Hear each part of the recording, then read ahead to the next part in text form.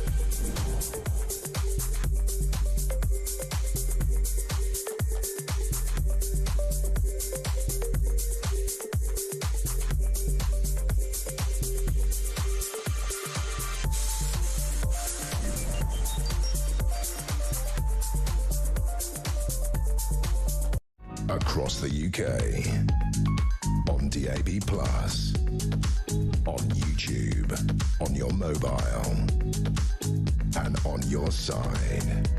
This is Talk.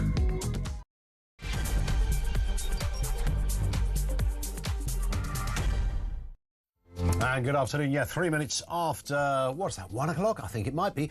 Welcome to the home of common sense. Thank you to Julia Hartley-Brewer. She's back tomorrow, of course, at 10 o'clock. As you've been hearing, claims of two-tier policing are an extreme right-wing narrative, according to an internal Home Office review that recommended sweeping ways to deal with extremism. Well, I don't know if there's any way they can deal with extremism. In fact, how do you define extremism? Looking what the strange goings-on are in the Home Office, I'm not sure they have the first clue. We'll look at that as well.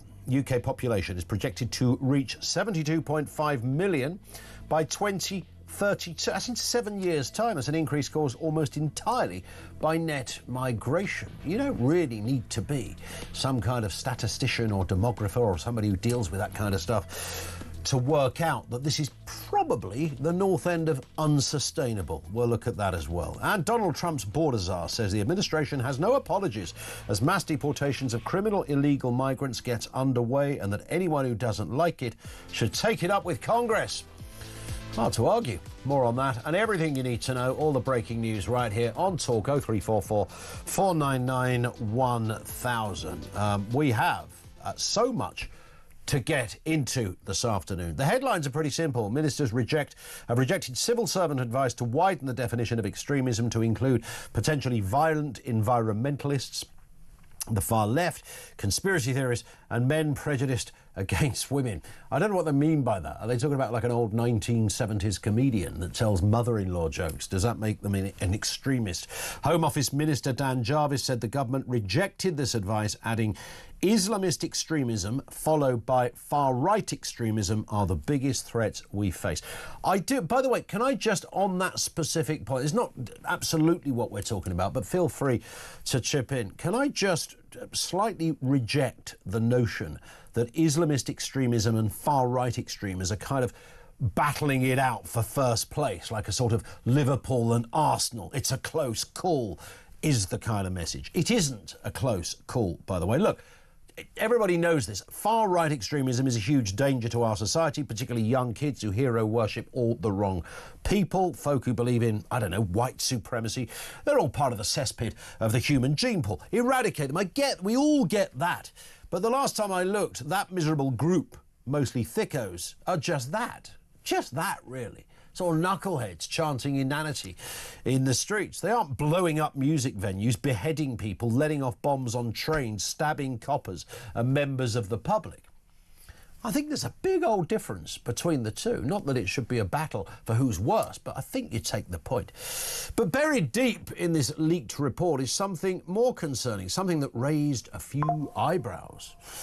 Firstly, it was the two-tier policing thing. Two-tier policing is not real. It's an invented ideology from the far right. I mean, let's just pick that apart a little bit. It's an invented ideology for the far right. Try telling young black guys in Brixton or Tottenham who've been making the two-tier policing argument for years, if not decades. Try telling them that. Is every Jew who's had to stand by and be on the receiving end of blatant and jaw-dropping anti-Semitism on those anti-Israel marches, are they some kind of right-wing nutjob, these people? But this was the analysis from the Home Office. It's an invented ideology from the far right. And even if, I struggle with the two-tier policing thing, because forever we've always, my house got burgled, no police showed up, but my Auntie Maureen in Scunthorpe, same kind of burglary, the police did show up. Is that two-tier police? I don't know. I take the point. There are areas where you think, I want the police to be more robust, and sometimes, for, we are told, operational reasons, they aren't. I don't think there's a policy, is my point. But simultaneously, I don't think it's a kind of, right-wing idea that there are clearly disparities and concerns in some areas of policing. We saw it on those anti-Israel marches, and when we saw it week in and week... Are they still going, those darn things, by the way? Asked about this report, Keir Starmer said his government was looking carefully at how to address extremism. Somebody tell me, how do you define extremism? Is extremism something you know when you see it? I mean, all manner of crimes that take place on a daily basis are quite extreme. Extremism, which is kind of meant to sort of categorise the incident or incidents in a slightly different way. How do you define that? Is being patriotic and someone who bats from the right of politics, is that meant to be extreme? Is that how the Prime Minister has made just very proud centre-right people in this country feel? You're a right-winger, used as a pejorative, not to identify where you are on the political spectrum.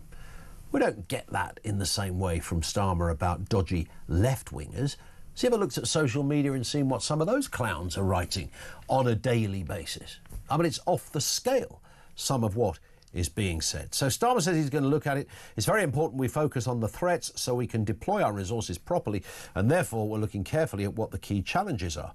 The PM said there was the additional challenge in the aftermath of Southport of a cohort of loners who are extreme and they need to be factored in.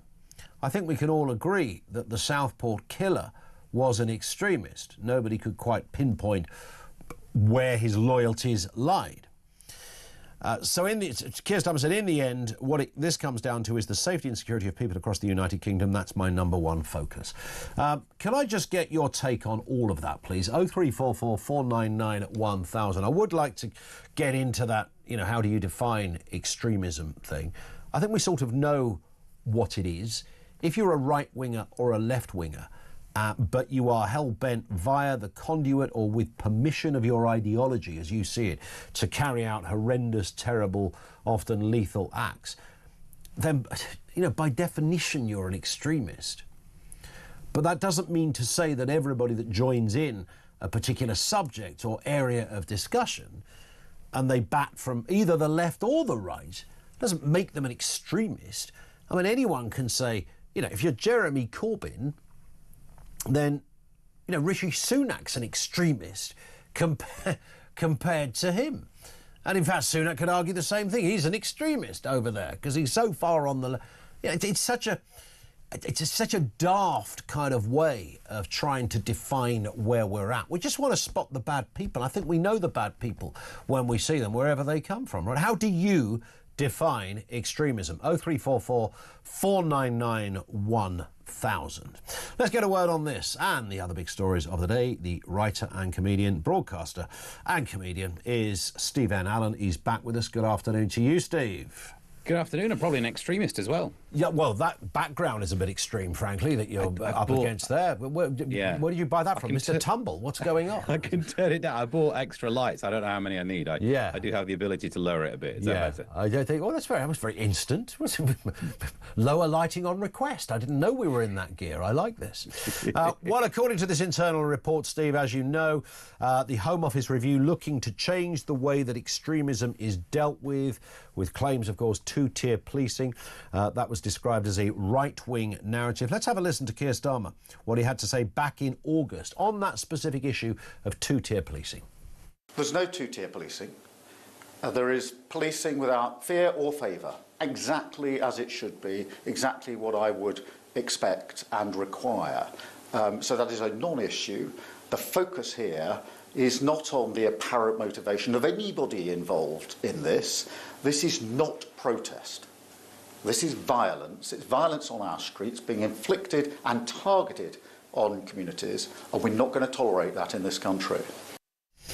And here's the thing, Steve. I mean, nobody wants to tolerate violence and nobody wants to tolerate riots and any one group who are perpetrating it against any other group that are on the receiving end. I mean, I think that's a kind of given, isn't it?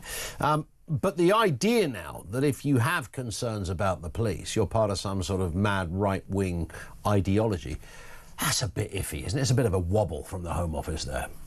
No, it's ridiculous. And this is why I don't get invited to many dinner parties. For me, it comes down to Cantor's set theory.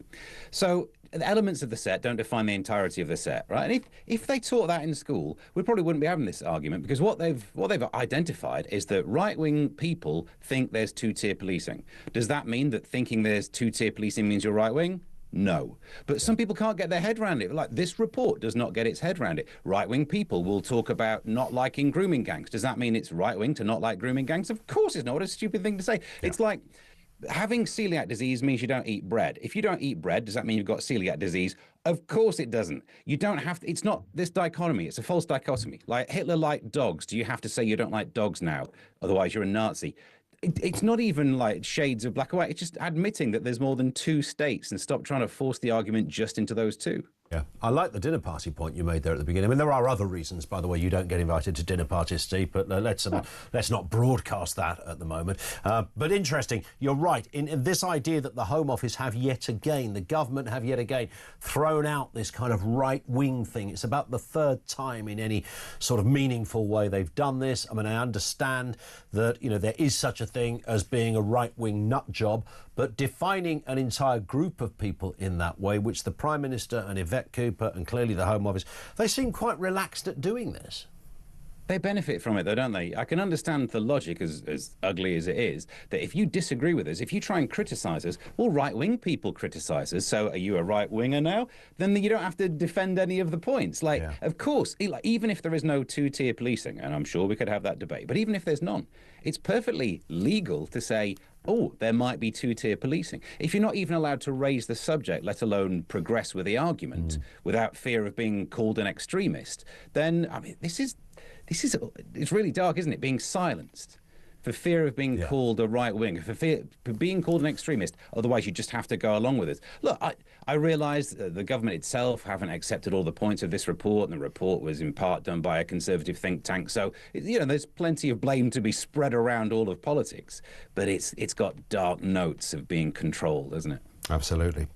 Let's move to this story, Steve. The US border czar's blunt response to Selena Gomez's tears as mass deportations of illegal migrants gets underway. Hollywood actress Selena Gomez, I didn't realise who it was when I first saw this clip. I thought it was a woman I used to go to school with. And then I thought, who is it? Is that Michelle, who I was in year 10 with? I'm not sure. No, Selena Gomez. I had no idea who she was. Well, I know who she was. I just didn't recognise her from that clip. She thought she'd jump in on the victim bandwagon. Let's have a listen and a look at the video that she posted. I just wanted to say that I'm so sorry. All my people are getting attacked. The children. They don't understand. I'm so sorry. I wish I could do something, but I can't.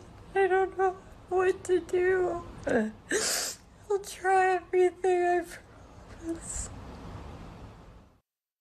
Oh, get in the bin, you dramatic nut job. That was her response to what is happening in America, Steve. I don't know what prompts somebody to go, I know what I'm going to do. I'm going to get my camera out and I'm going to sit and film myself crying.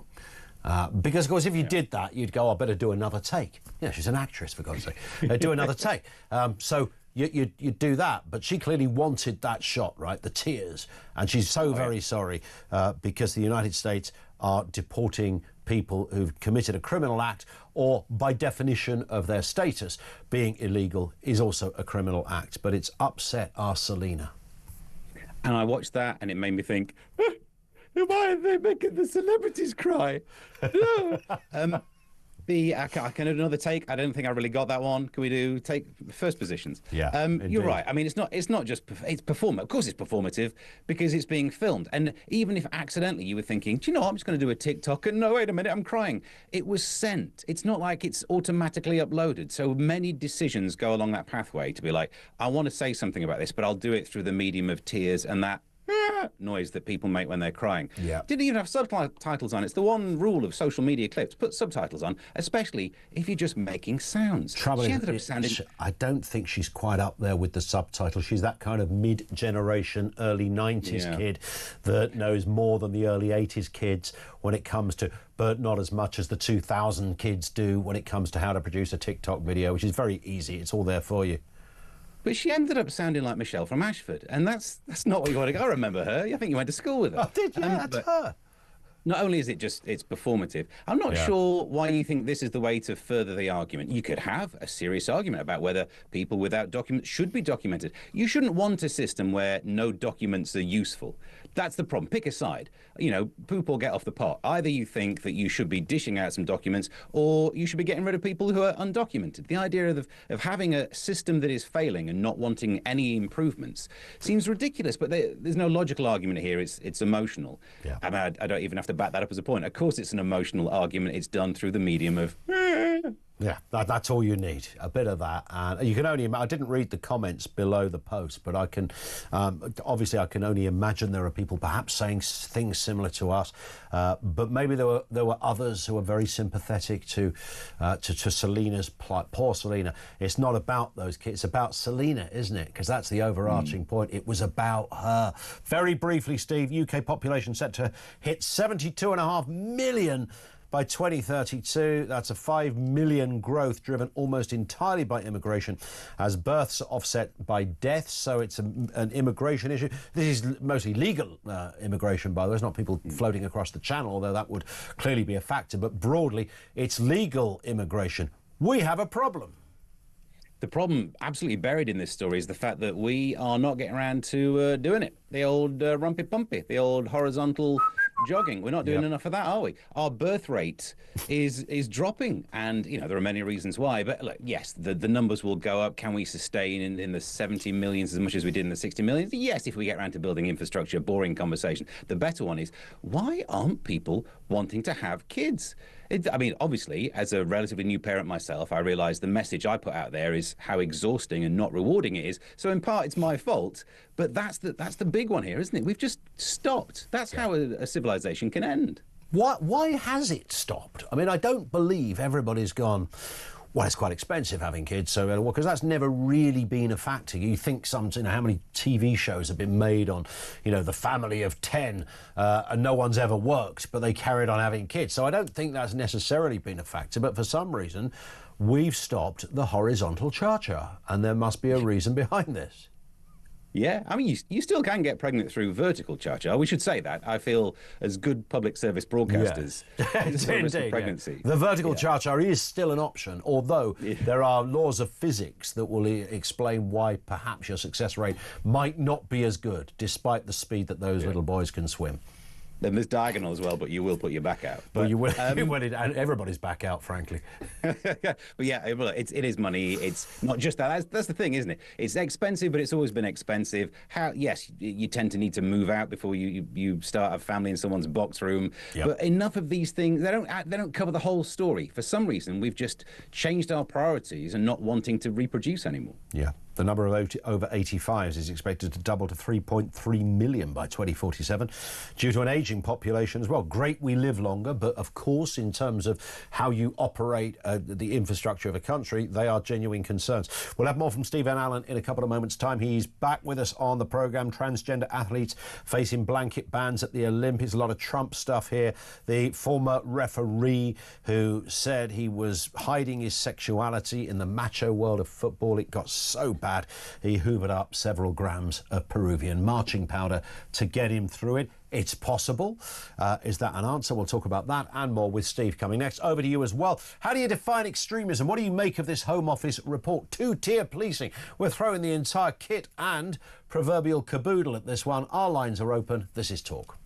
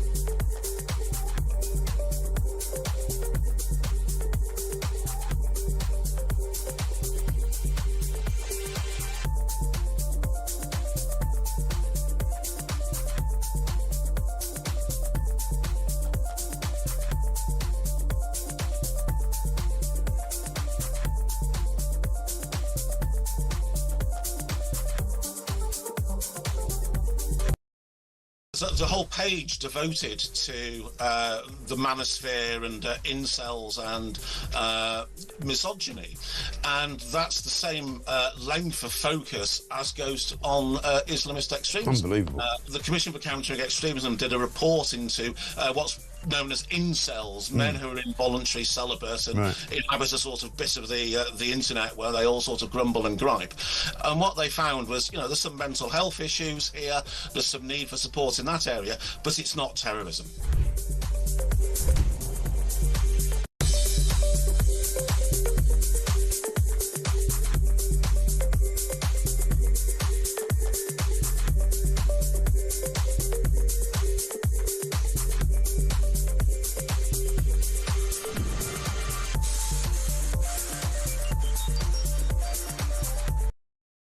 Across the UK, on DAB+, on YouTube, on your mobile, and on your side.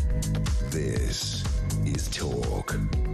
24 minutes after 1, Alan in Nottingham says, Ian, definition of extremism for me, he says, any person or organisation exhibiting excessive criminal behaviour and activities. To put this into context, a single criminal act can be very serious, but extremism for me would include planned, premeditated and repeated criminal acts, generally with some form of personal base motivation or existing ideology and no evidence of remorse. See, that makes sense, but would you apply that to, I don't know, a serial house burglar who meticulously plans, goes in, absolutely wrecks the place, steals as much as they can steal, and do that 30 times? Is that that's quite extreme. So it's extreme, but is it an extremist in that respect? So does it have to involve violence, maybe? Would that placate the desire to define it? Perhaps. Let's continue. Steve and Alan is with us on the programme. Lots of stories to get to, Steve, including this one. Transgender women face growing exclusion from female categories in Olympic sports, with a top IOC presidential candidate supporting a blanket ban. One of Trump's first actions as president, of course, fuelled this narrative. Let's have a listen to what the president said. And I've made it official, an official policy of the United States, that there are only two genders, male and female. And we will have no men participating in women's sports, and transgender operations, which became the rage, will occur very rarely. Well, he just came out and said it, Steve. No messing around from Donald Trump. That's the reason he's in the White House, because of statements like that. Yeah, and all of those executive actions done on the first day. I loved all those clips. It was like a big pile of documents, and he just signs them, hands it on, signs them. Who knows what was added to that pile that was not planned? Do you know, if you were an intern in the White House, you very much have got yourself a pay rise. If you're not, you missed a trick. Do you know what I mean? Yeah. But this one, I suppose that executive action only changes the way the federal government in America does things. Even to the state level, it's different, but that will be federal money going to causes that if you then state that you don't believe there's only two genders, you won't get the federal money. So it's not the biggest deal. I mean, this one might be more. More people watch sport than, I suppose, pay attention to America. You need some sort of category, don't you? You need to be able to define who should be able to perform within a group. Otherwise, it will end up just being blokes winning everything, because we're pretty good at lifting stuff. This is the one thing you learn from the weightlifting. We're pretty good at lifting stuff. And no one ever says that first. Yeah, we can reach stuff. But I mean, the idea that, you've got men supporting, participating who have transitioned to become women, but then are allowed to take part in, high-level boxing, football, rugby, of the women's game, when they are clearly biologically and therefore physically men. I mean, that's clearly bonkers, right? And it was never the case before. I mean, I know there have been some examples over many years. There was a female tennis player who used to be a male tennis player, Renee somebody, back in in history. But that's changed. Now we seem to have a proliferation of this. I mean, you can genuinely see the concern, especially from proper female athletes. Yeah, you get those stories of some bloke who wasn't particularly good at a sport, then somehow medals. I wonder how that happened when they've changed to the women's game. But it's interesting. I think there have been two phases of this story. Phase one was the idea of people who've transitioned, then partaking of these sports. More recently, it's been about these differences in gender development those stories, like the boxing ones we had at the Olympics. And that's why I think it's not as easy as just saying, well, you're not allowed to. Because then you either have to do a DNA test on absolutely everyone who takes part in a sport, which might actually be a perfectly okay outcome. You know, if you had a rule, if you want to partake in this physical sport, you have a test, and that test might be a swab of the mouth. That'd be better than the Crocodile Dundee check. We know that. Yes. Twice he does that in that film as well, doesn't he? But yeah, having Neil deGrasse Tyson, I'm sure you're aware of that scientist. He once in a podcast did a great explanation of how gender is not as simple as we think. But then said that sex is, but then went on to define everything that should have been controlled by the sex of the person and then conflated it with gender. This should have been so easy. The first time anyone gets told about this as an issue, I remember someone was chatting to me saying, oh, gender's a social construct. Didn't even understand what that meant, but I can Google. But still, we're now at this stage where it's the sex that's the problem. And your Dawkins, your scientists will say that sex is the scientific fact. Society can think whatever it wants. You know what societies are like. But we're in this messy thing of conflating the two, gender and sex. If you could separate out those again, it would effectively say you can dress however you want, but you can't do certain sports. That might be a good solution. But there would be some irredeemable realities in the Venn diagram, wouldn't there, in that grey bit in the middle, where, some people resist any correlation between gender and sex, completely separate things, and others would go, hang on a second, you could look into all sorts of areas and go, well, you're saying there's nothing in that, procreation and gender, if you like. That's just a similar way of saying sex and gender. There's nothing to look at there. There's no significance in all of that. But, the argument's not going to go along, and as you rightly say, in the United States, the state-level stuff as well as federal stuff, federal can have their own views. States may well have something different. Let's move on to this. This is about the ex-professional referee David Coote. He was the guy, of course, that was caught on the snort, I think is the technical phrase, and saying some unkind things about professionals within his game. He was a Premier League ref. He's publicly announced that he turned to cocaine over the fear of coming out in the macho world of football. Let's have a listen to what he said in this exclusive interview with The Sun. To be me in football wasn't easy. I know that, and I just found I didn't want to be that. I didn't want to stand out from the crowd. I didn't want to draw unnecessary attention to myself, and I understand why others wouldn't want to do the same as well. I've no doubt that if somebody did, there'd be a lot of support for them to do so. But also, I know that they would be opening themselves up to some of the things that I've talked about in terms of online abuse and prejudicial views that really have no place in the society that we live in. Here's the thing, Steve. I 100% back his point about the, not wanting to stand out, but he would have stood out had he come out in a very sort of macho game where there are pretty much zero, certainly in the Premier League, openly gay footballers. I get that, and I can see that. I don't know whether that would excuse the cocaine stuff, though. I mean, other than the overarching, well, I turned to drink because I was not I guess you could give him that, but I don't know. I mean, I understand the first bit makes perfect sense. He'd have had a tough time. And also, he didn't want to be defined by his sexuality. Why would he? The marching powder, maybe that's a different thing. Yeah, I get what you mean. I mean, I don't know a lot about football, and therefore don't know a lot about referees. I'm not gay, and I've never tried cocaine. One of those might be a lie. We'll find out at some point in my life. But I know what you mean. I mean, if you don't want flack, if you don't want abuse, why be a referee? Not all of this fits in. Do you know what I mean? Yeah. It's the one job in football that you're definitely going to get some flack. And the idea of saying, well, do you know what? I'm really worried. I'm under some stress, so I'm going to I don't want to stand out, so I'm going to get coked up and say things about my colleagues. I think that makes you stand out in a different way. Yeah. I know I'm being really unsympathetic about this, but I think I agree with you. Suddenly, there's a bit of the logic that's missing. The first part makes sense, and then it feels like that's just being moved into the excuse for why I did that illegal thing. Yeah, it's always the way, isn't it? You know, every time a celebrity is caught, you know, hoovering up Colombia's finest, then they are invariably, you know, talk about having a problem rather than, I just like doing it on my day off. It's always, you know, I've got issues and I've got to tackle them, and I'll put myself into a clinic, and it'll be one of those famous clinics so everyone can see I'm not like a druggie or even a social druggie. I'm a man with a problem, and this is how I chose to deal with it. Yeah, that's what celebs do, isn't it? When they get caught doing something illegal, they go to rehab, which is like the rest of us going on a speed awareness course instead of taking the points. They've got their own system. Simple as that. Steve, thank you. As ever, he is Steve N. Allen, the writer, broadcaster and comedian with us on the programme. Anything you've heard there, lines are open, 0344 499 1000. I want to tuck into that question about how you define extremism.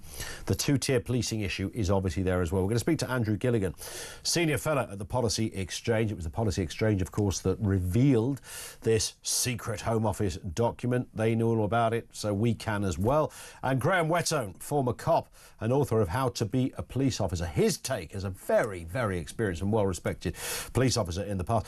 Well, what's his experience of the two-tier policing thing? We'll have more on that too. And, of course, over to you, 0344 499 1000. You want to drop us a voice note, by the way, and bypass the queues. That's the best way to do it. And, of course, you can message 87222. 25 to 2 now. This is Talk.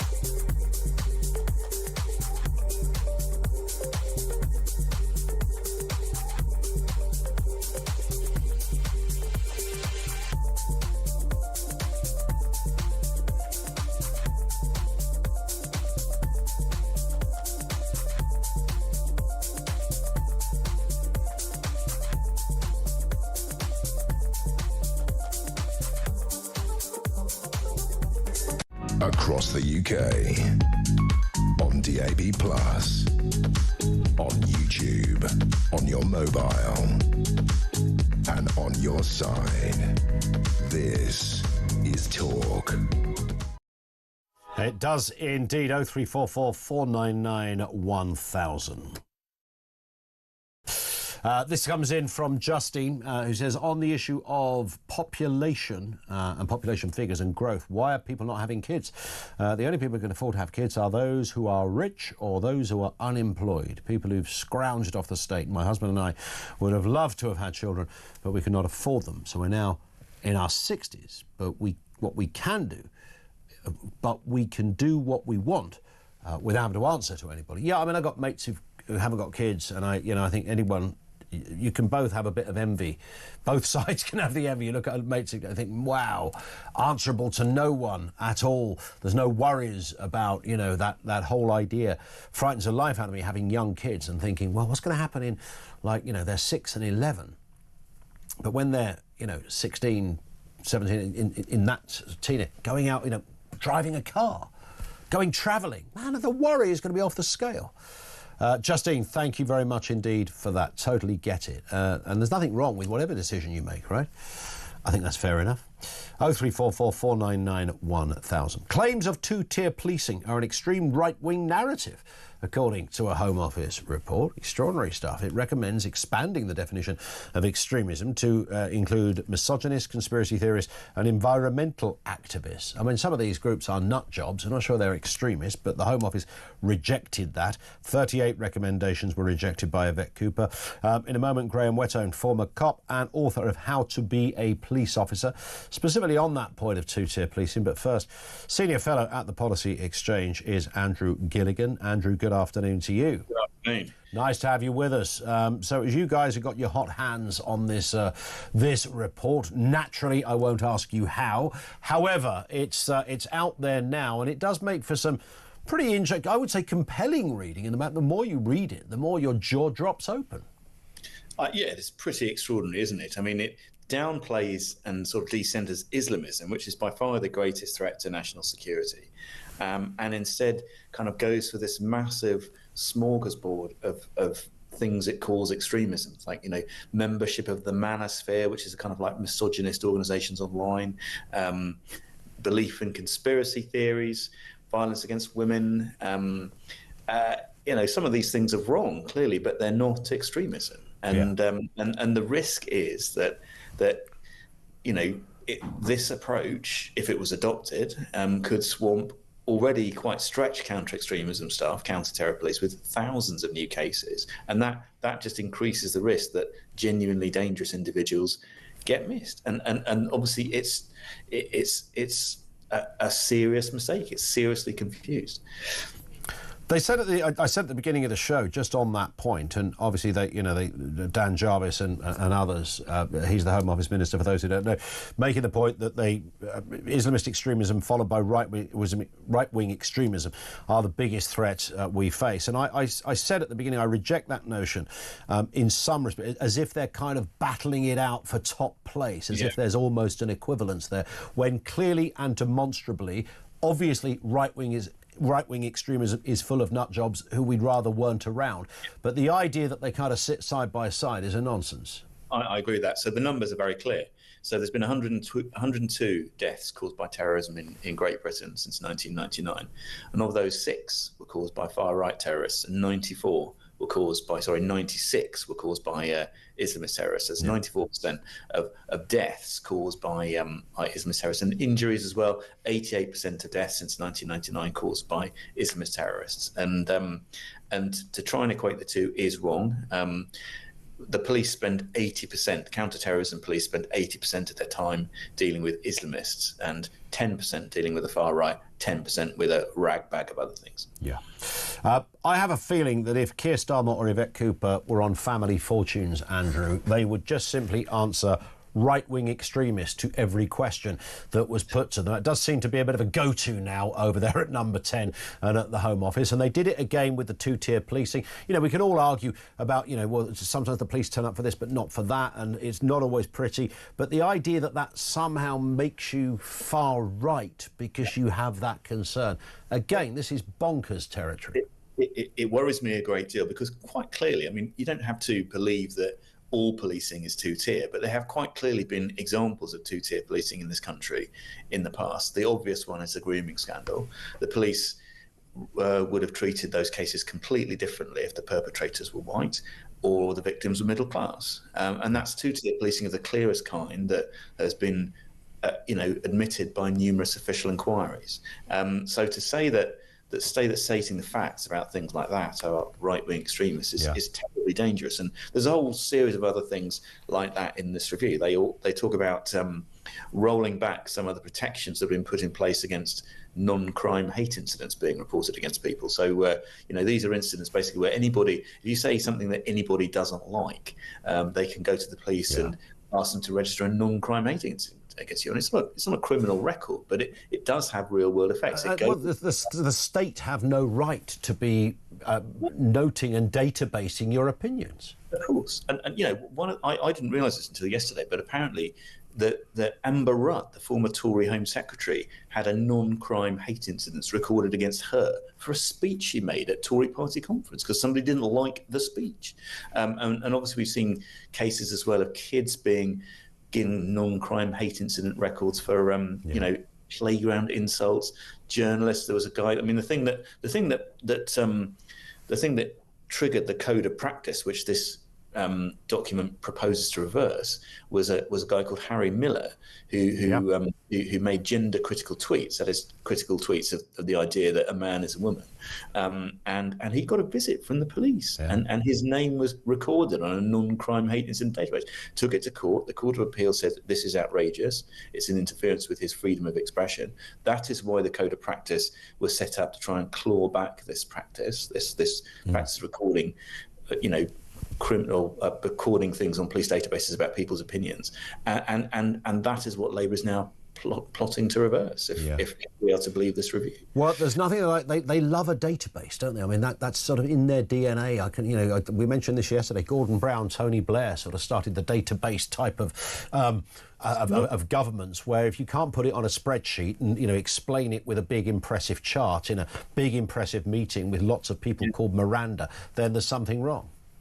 It's not just wrong as well. It's just really dangerous because one of the key reasons why the grooming gangs and so on was such a scandal was that people were afraid to speak out because of being branded racist or something, which falsely being branded racist. This just makes that, if this happened, this would just make that fear even greater and mean that future scandals like this didn't get spoken about. And it does no one any favours not to address these issues, frankly, bluntly. The Muslim people in Pakistani Muslim people in Bradford and Rotherham and places, obviously the vast majority of them are completely decent, law-abiding people, but the whole community's basically been tainted by the fact that the police didn't deal with the cases of the small minority of rapists and groomers properly because they were afraid, and so it has impacts even on the people you're supposedly trying to protect. Absolutely. And I think I'm right in saying, just a final point, Andrew, that within that report, when it comes to the grooming gangs, they talk about the alleged grooming gangs as well, which just does nothing really for everything we're talking about here. One of the fascinating things about this report is the mentality it reveals. So there's the alleged grooming gangs, which is obviously wrong. I mean, by this time, hundreds and hundreds of people have been convicted for their roles in grooming gangs. And they also talk about how the right uses arguments about resources, including migrant quote-unquote hotels. And I was going, why is the word hotels in inverted commas, which it is in this document? Yes, that's right, that is a hotel. The Four Seasons is a hotel. There are 35,000 migrants in hotels at the moment, according to the latest figures. So, it's that kind of mentality that somehow reality shouldn't be, you shouldn't be allowed to describe reality, and that to do so is extreme is terribly dangerous for all sorts of reasons. Spot on. Andrew, great to have you with us. Nice to talk again as well. Good to see you, Andrew Gilligan, Senior Fellow at the Policy Exchange. It was the Policy Exchange that one assumes were given this leaked document from the Home Office. Thank you to him. Graham Whettone, former police officer and author of How to Be a Police Officer, is with us. Afternoon to you, Graham. I mean, we've been in this territory before. Two-tier policing. I mean, just firstly, when somebody uses that phrase, two-tier policing, what does that say to you, and do you recognise it in the way that it's being discussed at the moment? Afternoon, Graham. Afternoon, Ian. I think it's a really simplistic and very easy phrase to use.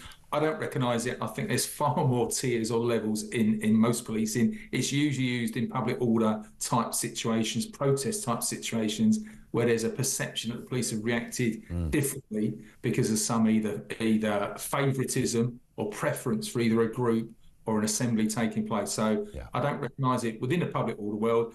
I think there have been some, as your previous speaker, Andrew, just referenced there, some policing cases, investigations that haven't been dealt with as diligently and professionally should do, for whatever reason that was. Whether that is an example of a different approach or different tiering policing, I think it's right to almost like highlight those, but separate the two, differentiate the two. There is no fear or favour in policing when it comes to dealing with groups, as I think this report alludes to. Yeah, so it's operational rather than two-tier. Nobody ever sat there in the meeting you'd have before you go out to police a public order so a protest or whatever, where there might be public order offences. No one ever said, no senior cop ever said to the room, right, OK, if the person looks like this or has this on their head, do not arrest them. That was never said. No, I've sat through loads of those strategy and tactical meetings. It comes down to you react at the time, and I've had challenging policing events that involve a couple of hundred people, and thousands of people that have been no issue at all. So it isn't even about numbers, and it's not even about the groups. I think you hear allegations of two-tier policing from across the political spectrum. Yeah. So you mentioned in your intro earlier about Black Lives Matter protests, the Palestinian Solidarity Campaign, Extinction Rebellion, JS Just Stop Oil. They all made allegations at some point of a two-tier system. Yeah, that's very true. So if you're getting it from all groups, then you must be doing either you're getting the balance just about right. Even from the right wing protests that turn up, there's two-tier policing. The police responds on the day to the threat and the risk they either face prior to the event or during the event, and they react accordingly. Yeah. Graham, thank you for your time as ever. Really good to have you on. Graham Whetstone, former police officer and author of How to Be a Police Officer. I do wonder, I don't want to have any sympathy with Keir Starmer here, but if the name Keir didn't rhyme with tear, because when I think about the grooming gangs thing, I mean, this was going on way back, all right? And David Cameron would have been the Prime Minister when a lot of this stuff was over. We never looked at it that way. We never talked about it being a sort of two-tier system in the same respect, or under Theresa May, or under Boris Johnson, Liz Truss, Rishi Sunak. But what Starmer has done, instead of kind of resisting it and trying to intellectualise it and make a reasonable point of what he's trying, he has yet again descended into this anti-intellectual cul-de-sac of absolute nonsense, where you define something you don't like as extreme right-wing. I mean, it's the sort of thing that half-wits do on social media. I've lost count of how many times I've not just been called a Tory, but an extreme Tory, an extreme right-winger. Yesterday, somebody called me an extreme left-winger or a socialist. I mean, it's just, that goes with the territory. That's the game your Prime Minister is playing. We don't like what they're doing over there. We don't like what they're saying, so we're going to define them as mad right-wingers. Good way to do it, isn't it? Yeah, and of course there will be some mad right-wingers that think that stuff. But just because you think that stuff doesn't make you a mad right-winger. I mentioned young black kids in Brixton who were arguing about two-tier policing years ago. Were they all mad right-wingers? Jews on protests who were getting, pelted and insulted. Anti-Semitic abuse, jaw-dropping levels of anti-Semitic abuse. And then they felt that nothing happened to the perpetrators, carrying signs, swastikas and God knows what else. Were all those Jewish people, were they all mad right-wingers for raising this point? The guy that complained about the swastika, the guy that was told not to cross the road because there was some, because he was Jewish, you remember that story? Is he a mad right-winger because of... I mean, this is crazy, but this is the kind of narrative or the framework within which our Prime Minister wants to argue. 0344 499 1000. That is where you'll find us. This is Talk.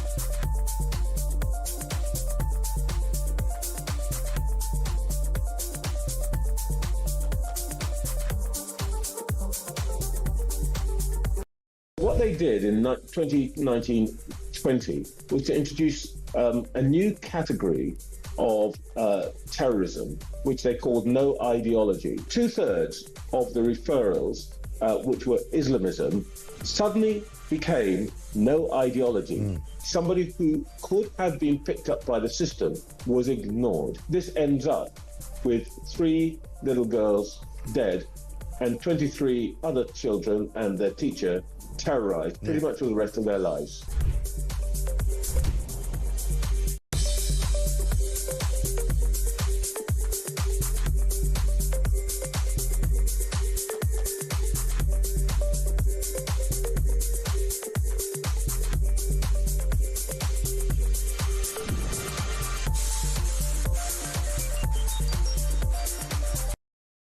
Across the UK, on DAB+, on YouTube, on your mobile, and on your side.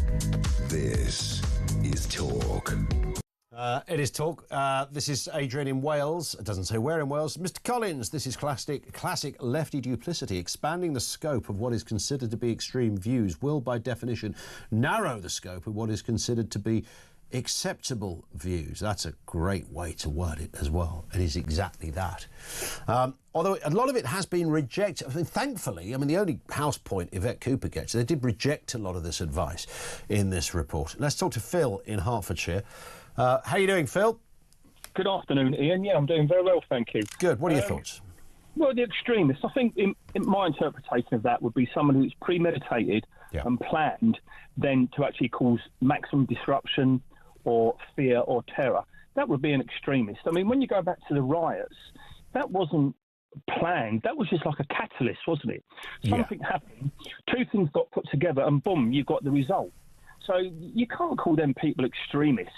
You'd have had probably, a pocket full of people who had a bit of hatred going on that wasn't healthy, and you wouldn't want to live next door to them. But then you had many more.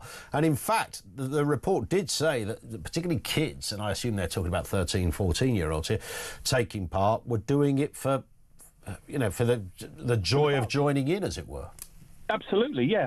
I don't believe for one moment that anybody planned to burn down a hotel or set fire to it.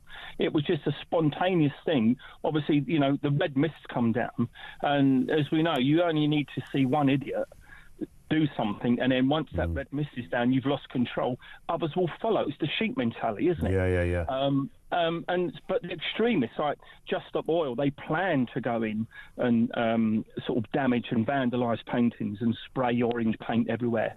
They actually plan it, and they plan to disrupt. But does that put them as because if you're gluing your backside to the M25, that's pretty extreme stuff, I would say. Are they extremists or are they just lunatics?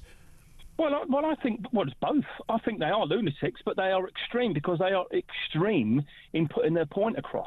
A lot of people, especially the people that have been banded far right, they're peacefully protesting, walking along the streets. Now, so because I'm intrigued by that difference, and I battle with myself on this one as well, Phil, is a sort of thing that keeps me awake at night, trying to work out, who within that group are the bad guys, who are those that just went along for the ride. And I think probably 90% went along for the ride and joined in with something, but there was some pretty ugly underpinnings to some of it. And the same way with, Just Stop Oil, I don't know, turning up and disrupting Sigourney Weaver's West End play. It's not a great look. I think it's a pretty mean thing to do for people who paid about 100 quid for a ticket to go and see something. But who's worse? The person that said, let's set fire to the mosque, or the person that said, let's disrupt the Tempest? Yeah, but it's both the same, isn't it? You're both causing disruption. Yeah. And the end result is both extreme. It's an extreme where you're putting your point across is very extreme. But then we can get into the argument where there's levels of extremists as well. Well, I was going to say, if outside the theatre where Sigourney Weaver was, if some people were standing holding placards saying Just Stop Oil, but not going in and disrupting the play, then they're not quite the same as the people that disrupted the play, if that makes sense. That would be a peaceful protest, wouldn't it? Correct. But then, you hear that what gone inside, and they said, well, that's a bit extreme. It's over the top. But yes, I do agree. People's definition of extreme extreme will vary, but then you've got different levels of it. Like you've got the Manchester bombings and things like that. You know, that's like top level extreme. Maybe if someone gets convicted of being an extremist, there should be levels of punishment. Do the do you have to have one of the reasons that this horror story of a person who carried out the Southport attacks, one of the reasons they couldn't, one of the reasons, I mean, there's a lot of things to say about why they couldn't have got this guy sooner, but one of the reasons the prevent recommendations, when he was reported 3 times, was that they couldn't quite pin an ideology on him. Because one minute they thought he was just a kid that had a fascination with killing other children.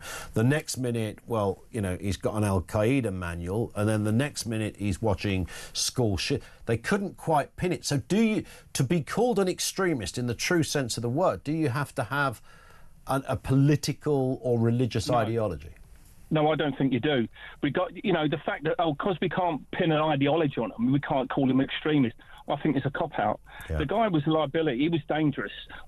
The action he was going to do, regardless of what his ideology was, his race, his religion, his colour, was extreme. Yeah, about as extreme, yeah. Yeah, the end result was extreme, and what he was planning and premeditated to do was extreme. OK, so it's the action, not always the ideology. Listen, Phil, thank you very much indeed for that. Chris says Keir's far right is just the same as Trump's fake news. It's a soundbite to give everyone something to fear. It's been proven numerous times. If you make a population fear, then they are easier to control, says Chris. And one here says if the whole country in the UK is far right, they should just go ahead and stick bars around the UK. Good call. More from you on the way. 0344 499 1000. Let's get the news headlines at 2 here on Talk.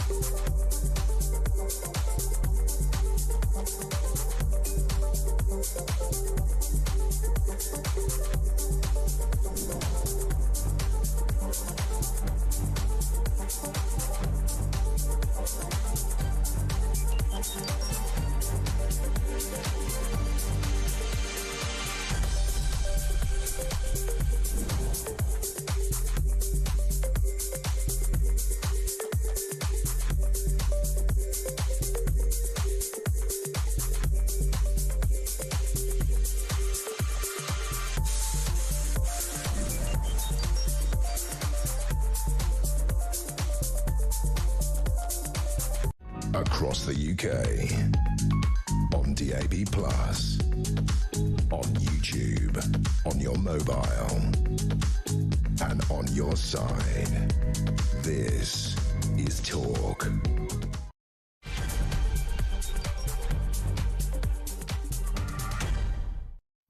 It is Talk, 0344 499 1000. 3 minutes after 2 o'clock here on Talk Radio. Okay. Claims of two-tier policing are an extreme right-wing narrative. Just in case you didn't know that, according to an internal Home Office review, it's recommended sweeping changes to the way extremism is dealt with. The Home Secretary has rejected quite a lot of it. And I think most of us say, well, thank goodness for that. I'm sure that really is what we mean by extremism. We'll take more calls and comments on that. How do you define what is extremism? Also this afternoon, the UK's population is projected to reach 72.5 million by 2032. The increase caused almost entirely by net migration. This is mostly legal migration, by the way. People who've got visas and students and goodness knows who else. But is that sustainable? 72.5 million. We all remember it was a rounded kind of, I think I seem to remember it was like 58 million or something, and that seemed like 58 is quite nice. It's a nice sort of smallish number. We can cope with that. Details on the way, and 5 former defence secretaries have turned on Labour over delays to military spending, warning Britain would lose the next war it fought without an urgent cash boost for the armed forces. Details on the way, everything you need to know, all the breaking news right here on Talk 0344 499 1000.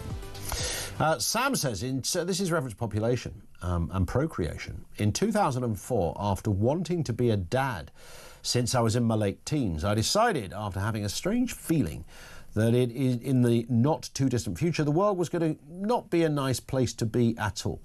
And I listened to my gut, and now I'm so glad I did, as they would be suffering this upside down world of red is green, up is down, right is wrong. Plus, yes, financial commitments, of course, has to be high. You can't hand the kid back to Argos. No, but what a great idea for Dragon's Den, though. Let's give it a go, Sam.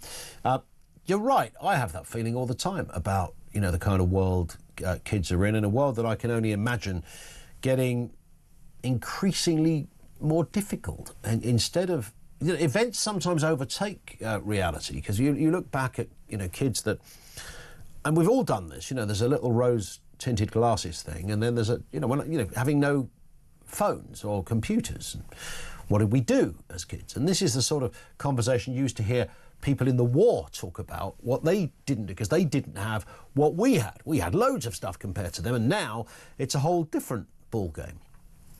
And if you look at how technology, almost exclusively technology, is changing not just the way we kind of live, but the way as humans we function, how we interact, and all that goes along with that. Some really deep conversations you can have about the sort of the AI human model. Do we just become walking barcodes? Be careful. There's a biblical prophecy, I think, that sort of says something on those lines. It's a bit disturbing, but let that lie for a moment. That's a difficult world to grow up in, and in a world that's very expensive, in a country that's very expensive, and also in a world where job and job creation could be compromised in lots of areas, partly due to technology and the like. So I kind of get it. It's a challenging world, but you might have thought that as we've moved through the ages, it would become less challenging, that all the problems of our predecessors would have been long gone. It shouldn't be harder today to buy a house than it was for somebody in the 1950s, for goodness sake. But that's where we're at. 0344 499 1000. Let's get a word on the big stories of the day. Alicia Fitzgerald, political correspondent, regular of this parish, is back with us. Alicia, good afternoon to you.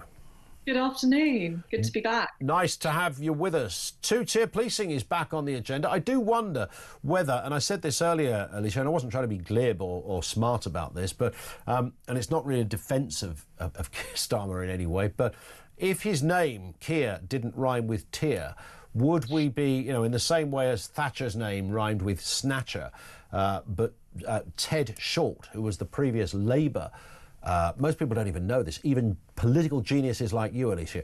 Ted Short, who was the predecessor to Margaret Thatcher as Labour's education secretary, who also took away school milk. Nobody ever gave him a hard time because Ted Short didn't rhyme with anything. And he was a bloke. Margaret Thatcher rhymed with milk snatcher, so it worked. Keir Starmer, two-tier Keir, it works. I mean, so he might be on the receiving end due to nothing more than his name. But nonetheless, he's also made a rod for his own back here because he's talked about extremism and suggested, you know, that two-tier policing essentially is an invention of extreme right-wingers, which sounds a bit bonkers to me. Yeah, this is interesting. So this was in a report that was commissioned by the Home Office, so mainly Yvette Cooper, and it's like an internal report that they asked to happen. And this report has basically come back with all these findings about the definition of extremism and just lots of kind of crime and home affairs issues. But then what's happened with this report is that it seems as if the Home Office have kind of rejected all of the information and the recommendations in this report. So that kind of begs the question of what the purpose of commissioning this report was in the first place. If you're asking for this, all these opinions to come through about your policies and what you define as right-wing extremism, what you define as extremism generally, and then you say, oh, actually, I don't agree. What exactly is the purpose of having that report in the first place? I think that's I absolutely agree. And they talked about, you know, violent environmentalists was one of the suggestions that could be seen as an extremist. The far left could be seen as extreme. Conspiracy theorists, men prejudice against women, and I thought long and hard about that last one as well. I mean, if you look at the old sort of 1970s comedians who would do perpetual mother-in-law jokes. I mean, I don't know, would they be down on a list somewhere? Would all those characters be put there on a sort of watch list because they do mother-in-law material? Because that might be seen as that. Conspiracy theorists, man, I mean, where would you even start with that? You know, I even saw somebody today on Twitter who made a whole, sort of mini documentary about why Auschwitz never really existed. And I thought, are people still going there? I mean, that's clearly very extreme and deeply disturbing behaviour. Is it just a lone nut job? And that's the difficulty here, isn't it? Deciding, does extremism, is it a collective term for somebody who, belongs, either as an individual, but they belong to the notion of a wider ideology, be it religious or political, or is it just people who do bad and mad things, regardless? Yeah, I think that some elements of this report were actually kind of going in the right direction in that they also recommended that the approach to tackling extremism, however you want to define that, shouldn't just be based on existing specific ideologies such as Islamism or being far right, but just general behaviours of concern. And I think no better example to talk about there with Axel Rudolph, the Southport stabber. I mean, the reason that he wasn't able to be successfully referred to the government prevent scheme, which is their kind of counter-terrorism scheme, is because he wasn't following a specific ideology. He was interested in all various ideologies. I mean, there was from stuff about Al-Qaeda to Nazi ideology to, but it was just a violent ideology that he was interested in. I mean, he should have been referred to social services, right? I mean, back in the day, if no one else. I mean, it's certainly the police. Definitely. But I think that element of the report is useful and beneficial. And I think that recent situations have definitely brought that to light, that maybe the way in which we define extremism could potentially be outdated because there are new ideologies cropping up. There are new opinions that people have that don't necessarily fit into these things that we always just know as what we call to be extreme. So I think that actually is going in the right direction. But then, of course, as you say, Ian, the issue is with all of this is how far do you take it? If you start to blur those lines outside of the existing parameters of what you define as extremism, are we going to end up in a situation where people who maybe make a joke out of poor taste that maybe they didn't really mean, for example, or say something that actually lots of people think is legitimate that actually they don't think is extreme at all? I mean, how do you draw that line? And we don't want to be in a situation where we're labelling people as extremists when actually that's not what they are. So it is difficult. Let's talk about population. The UK population is set to hit 72.5 million by 2032, with 5 million growth almost driven entirely by immigration as births are offset by deaths. We're in a kind of curious time. I don't know if you remember the population of the country when you were born, Alicia. You're probably a few years older than me, I would guess. But nonetheless, do you...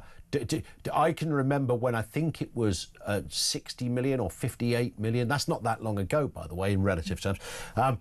So there's massive increases taking place. And clearly, any government, whoever they happen to be, infrastructure, schools, health services, taxation, have to take that into account. Can the UK even sustain these kind of numbers? Yeah, and I mean, to be honest, I think we've seen in recent years that regardless where the increase is coming from, we simply don't have enough resources to be able to sustain that volume and that amount of people, especially with the state of our public services at the moment. I mean, it's hard to get GP appointments, it's hard to get state school places for your children, all of these basic things. It's hard to get housing.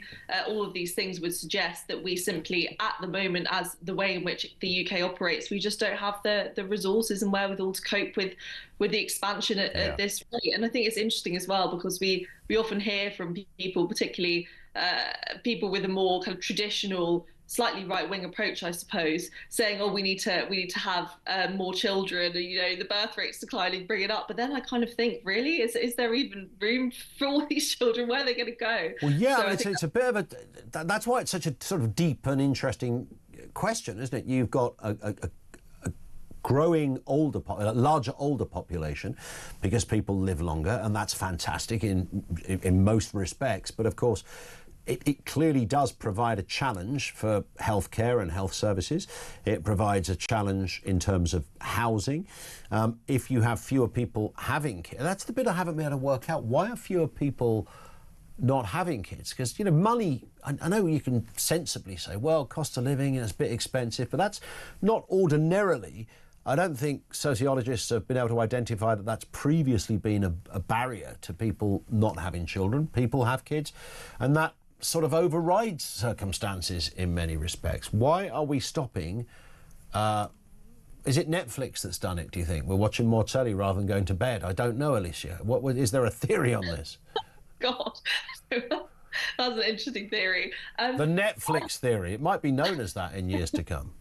I think it's probably a combination of various things. I think, you know, money is definitely an issue for lots of people. I know lots of people who are kind of in the millennial generation, so the right kind of age to be having children, I suppose, who just think, I simply can't afford to really sustain myself. I don't think I'll ever own a house. So why would I want to bring a child into this world? I can't really add an explanation for why people are taking that mindset now, whereas in the past, people often, I felt, maybe would be more inclined to have children even if they felt they couldn't afford it, but that seems to be slightly it. But I also think lots of people just don't like the world as it is at the moment, and they think, oh, this is really bleak. Why do I want to bring a child into this world, I guess, which is quite sad.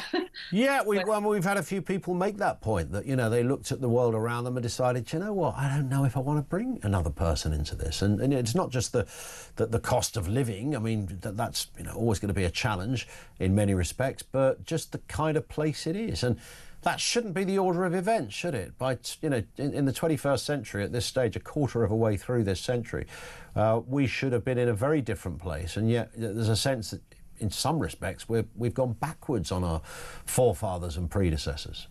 Yeah, it's really interesting. And I also think it's interesting that kind of encouraging procreation in any sense and having more children has become associated with right-wing politics, because it usually seems to be the more right-wing leaders encouraging people to up the birth rate, I suppose, and to have children, where it seems to be more often that it's people on the left of the political spectrum who are actually saying, oh, no, we don't have space, and, you know, all of these things. So I think that's really interesting as a development as well. And I don't know whether you can say that's just because of views about traditional family values that are more often associated with people on the right, or whether it's something else, but it's definitely a more prominent development that's happened, I think, quite recently. Yeah. And this one as well, Alicia. Starmer turned on by 5 former defence secretaries over Labour's, quote, reckless plans to delay military spending. There's a big, impressive list there. Critics include Admiral Lord West, Grant Shapps labelled the delay reckless, Penny Mordaunt warned it undermines NATO. And that's just 3 names. It's clearly not... not a response that should be taken lightly from the Prime Minister. Well, no, and this is in light of the fact that it's predicted that, well, basically the Labour's defence spending policy at the moment is that they will up the UK GDP defence spending from the current 2% to 2.5% when the economic backdrop allows. So that's quite an ambiguous end. Obviously, we don't know when that will happen. It's now thought that that probably might not be until about 2032, so still obviously quite a few years off. And the concern there and the reason that all of these people have come forward and spoken out is just to say that we probably can't wait that long. I mean, what if something happens before then? Are we going to have things ready for an emergency event? I mean, how are we going to react and respond if something goes wrong before that time frame?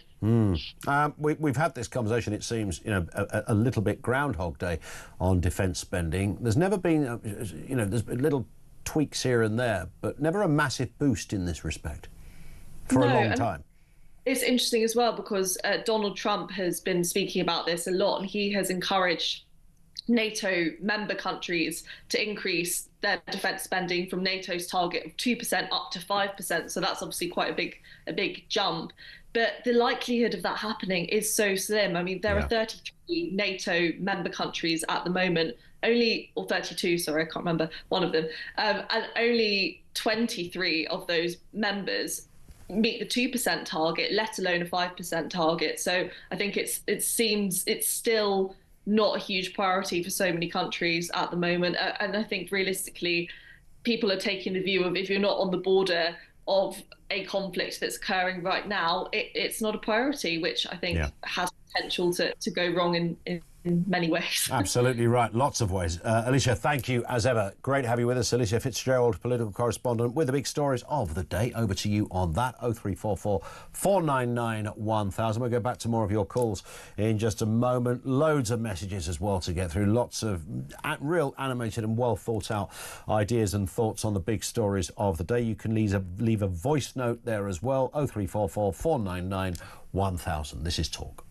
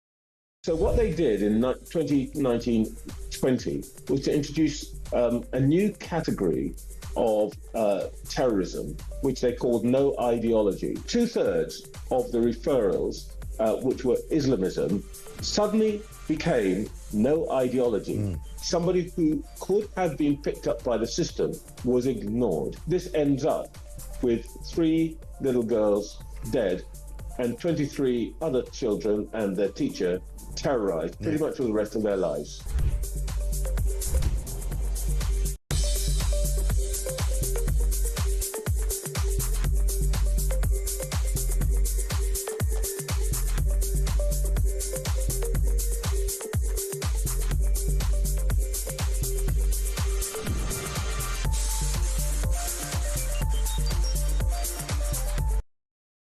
Across the UK.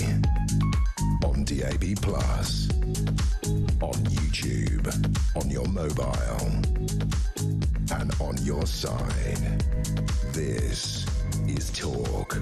22 minutes after 2, this in from Barry says, I did the Falklands, multiple tours in Northern Ireland and Iraq, and the government of my country think I'm an extremist. Says back, Barry, you're the worst kind of extremist. How dare you defend your country in order to try and keep us safe? It's a national scandal.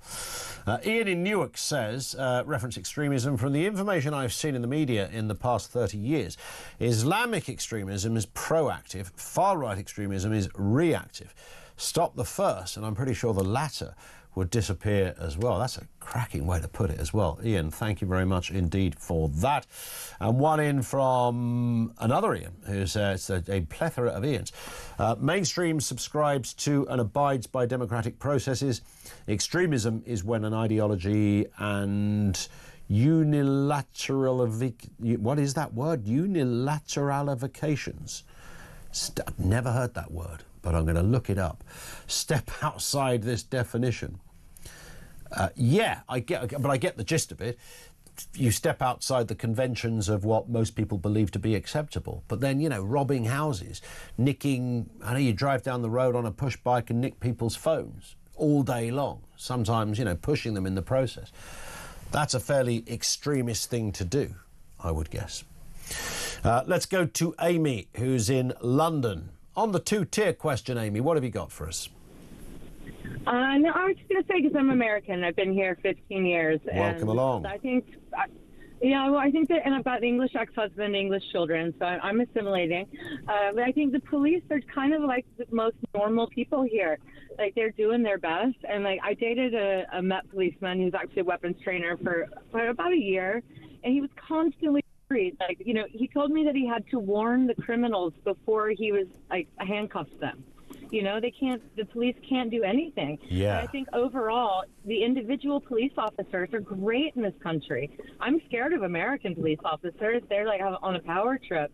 But here, like, they feel like they really want to help, and they just don't know what to do. Yeah, you've got that, you know, hello, my name is PC Smithers. I'm from the Bromley Police Department. I'm here today to stop and say, you know, it's very much kind of got to that territory. Yeah. And that's because some of those loudest voices who sit in a curious sort of perpetual state of protest don't like the police, and so the police have had to kind of roll over in order to placate certain groups who don't like being stopped and searched. Yeah, it's utterly ridiculous. I'm also a big, huge fan of the... to listen to that podcast. Say that again, Amy. Sorry, your line cut out. You're a huge fan of... The Fair Cop. Yes. The guy who does the podcast, The Fair Cop. He's amazing. Everyone should listen to him. That would be Harry, I'm guessing you're talking about. I have no idea what his name is. I can't remember, but he's great. I listen. Yeah. Good. Glad to hear it. Amy, listen, you're absolutely right. The two-tier thing is often more about, and thank you for your call, it's more about operational issues and a desire to placate and look for the point of least resistance. And look, there's a group over there. If we have a riot with that lot, we can control it. If we have a riot with that lot, we've got two problems on our hands. We're not only going to have a riot, but we're also going to have massive accusations of racism. That's going to be a problem. We know this from the grooming gang thing, one of the most detestable and extraordinary parts of our history. That story is not over yet. It still remains, you know, in the pending file in terms of justice for the many victims of this. It was ignored. Law enforcement, local councillors, social services. I don't need to go over the story again. That is two-tier right there. That is 100% the greatest example of a two-tier. It's not just two-tier policing, really. In fact, it's not. That's the least of the problems because it started way before that. It's two-tier in so many respects. So does that make us all a mad right-winger because you want to investigate that area? I want to investigate all types of child abuse, but that was one particular strand of child abuse. Most abuse happens to children domestically in the home or a relative or somebody they know. I understand that. There are predatory paedophiles. There's people like Gary Glitter and the like. I understand that. And then there's grooming gangs. And that deserves to be as analysed and rigorously looked into as any other group would. Why would it not? And if there's a correlation and it's uncomfortable, so be it. I don't really care. But that's why justice wasn't done, because people were scared of what they might discover. Stephen is in Manchester. Reference the population, Stephen. What's going on? Afternoon to you. Life sentence because he was in for 18. All right, you there, Steve? Yes, I'm here. Good to have you with us. What are your thoughts? I was listening to you regarding why not enough children are being born. Yeah, what's going on? Now, there are very clear reasons for this. It's not uncommon, first of all, in history. At the end of an imperium, when a great people become tired, they fail to perform in this regard because they become more interested in kind of endeavours around pleasure and fetish. Yes. Now, the other thing is that for a long time in our culture, again, commensurate with this model, you've got the failure of the traditional family. There's no support for it, financially or politically. There's grand-scale abortion, which is a major consideration. Feminism is driving more women out to work. You've got a dual-income-based economy. So we're all pedaling twice as fast to achieve the same results. In other words, everything is mitigating against the settled state where the family would be the norm and women would want children and have children. Is it down to women's choice then, do you think? Women aren't really making the choice as much being led by sort of end-time cultural mores. So, but I mean, women are about more than just having babies, aren't they? Obviously, it's a keynote, a central purpose in life. Children are the greatest delight, greatest joy, greatest purpose for men and women. But if you say, look, we're going to predicate everything on a dual income base, and therefore you've both got to go out to work, you've both got to have careers, then it's going to be very, very much harder to have children.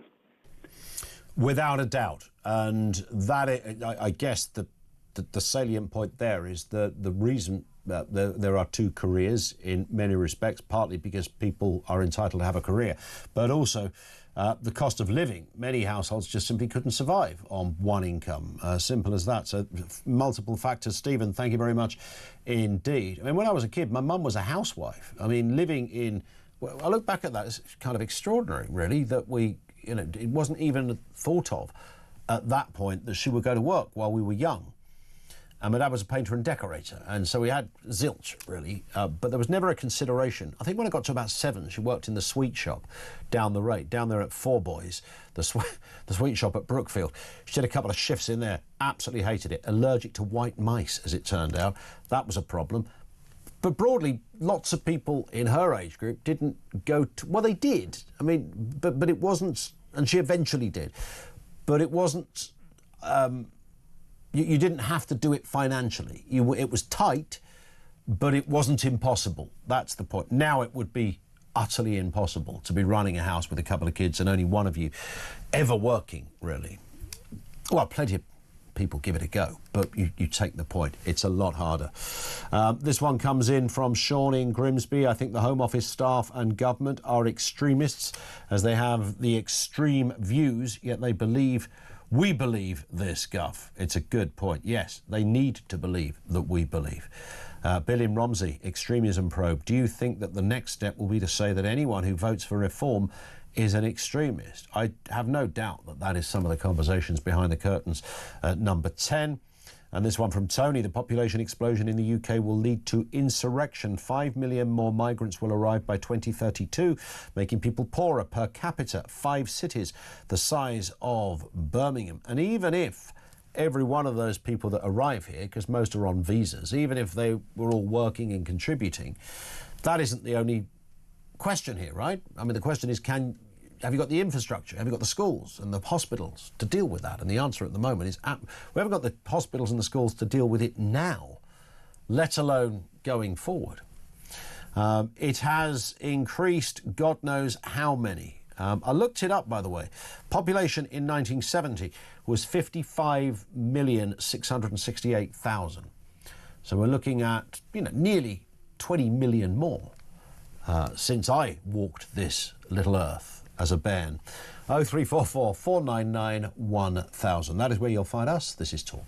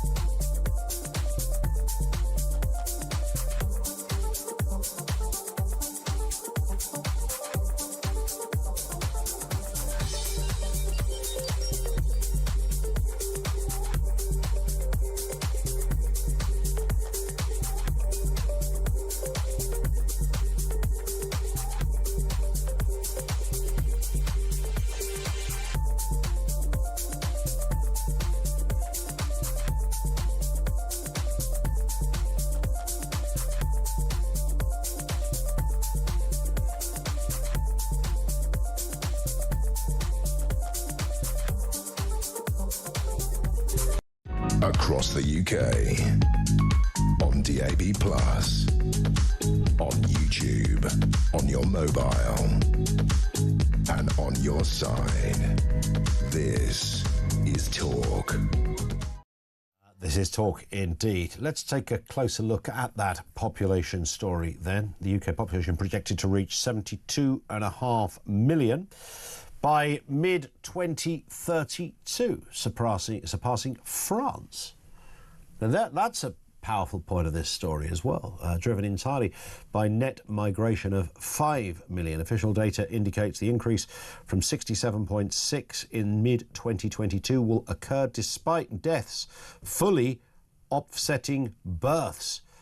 Let's speak to Carl Williams, Research Director at the Centre for Policy Studies. Afternoon to you, Carl. Hi there, Ian. You don't have to have a degree in this stuff to work out the problem, right?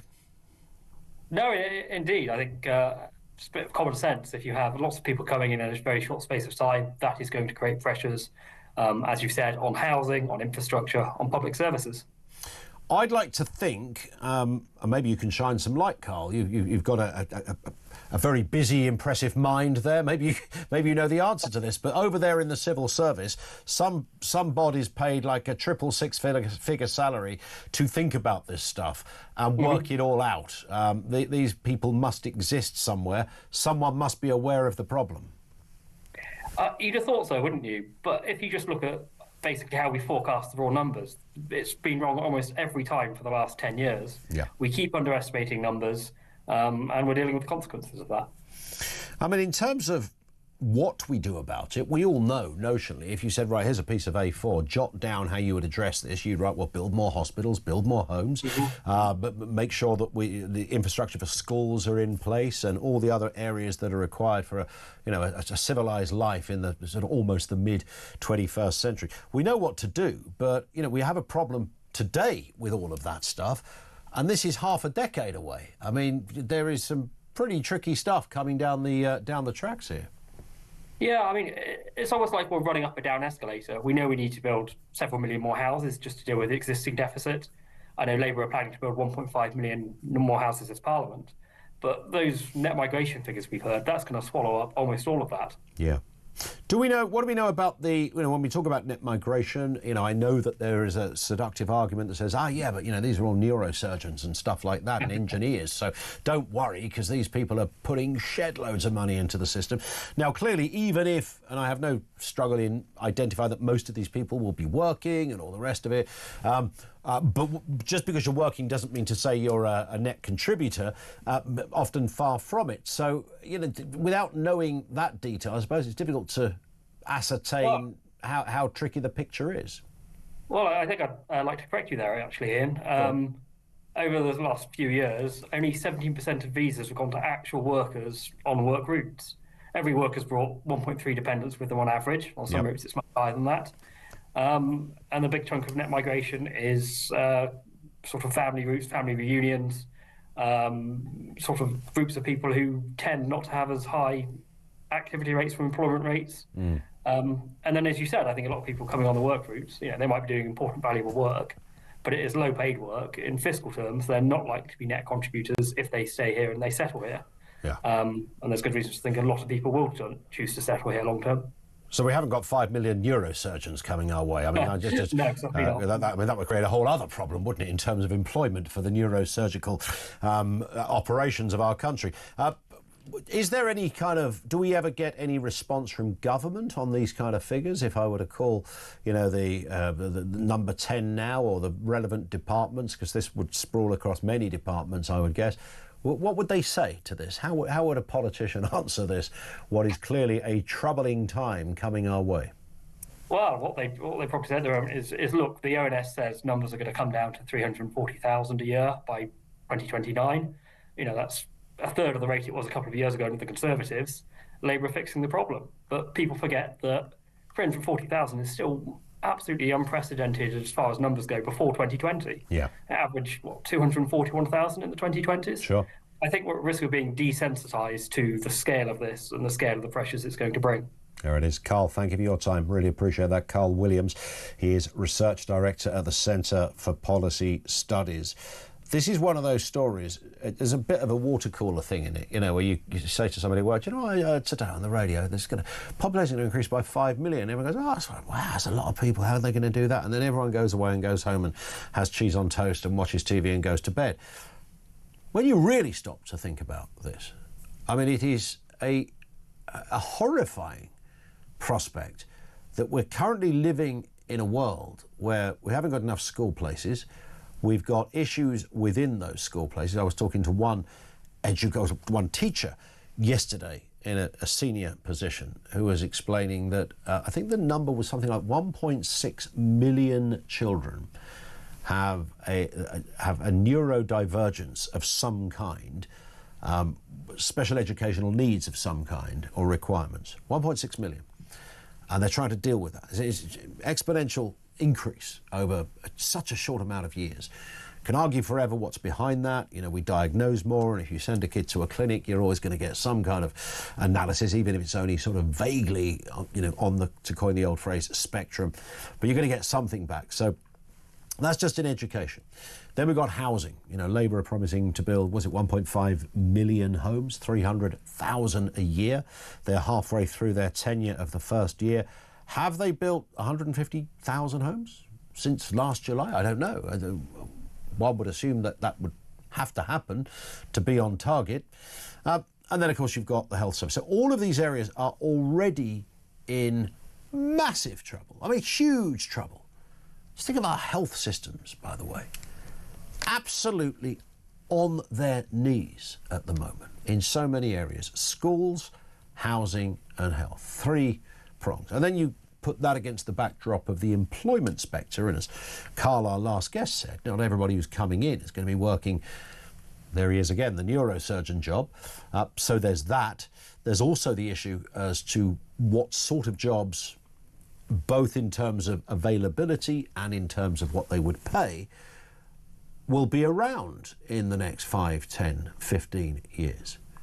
So when you just take a very, and I'm giving just a crude analysis of the problem here, what's coming our way is literally impossible, right? Does that overstate it? It's literally impossible to have a civilized working environment as a country if you increase the population by that kind of number in such a short period of time.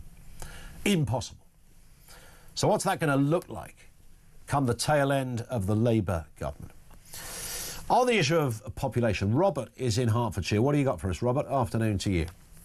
Yeah, afternoon. I just want to correct you on a point you made there. Yeah. Labour, let's get it straight. Labour are not building any new houses.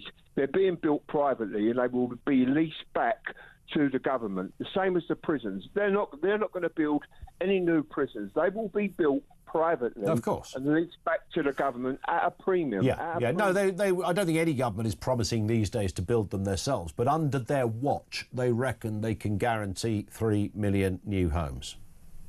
Yeah, regarding the population... Well, 1.5 million new homes, I think it is. Yeah, regarding your point on the population, most of the population who are reproducing most are the ones who don't have to worry about rent and going to work because they're being paid for by the state. It's as simple as that. The ones who have been brought up to go to work, they're going to work, but the majority of the ones who are with the most children are either on the dole, they're migrants. I'm sorry to sound racist, but I'm just telling the truth. Well, yeah, there's a disproportionate amount of people not working in some of the groups you identify. You're right. Well, I was brought up. I'm 72, and my wife is.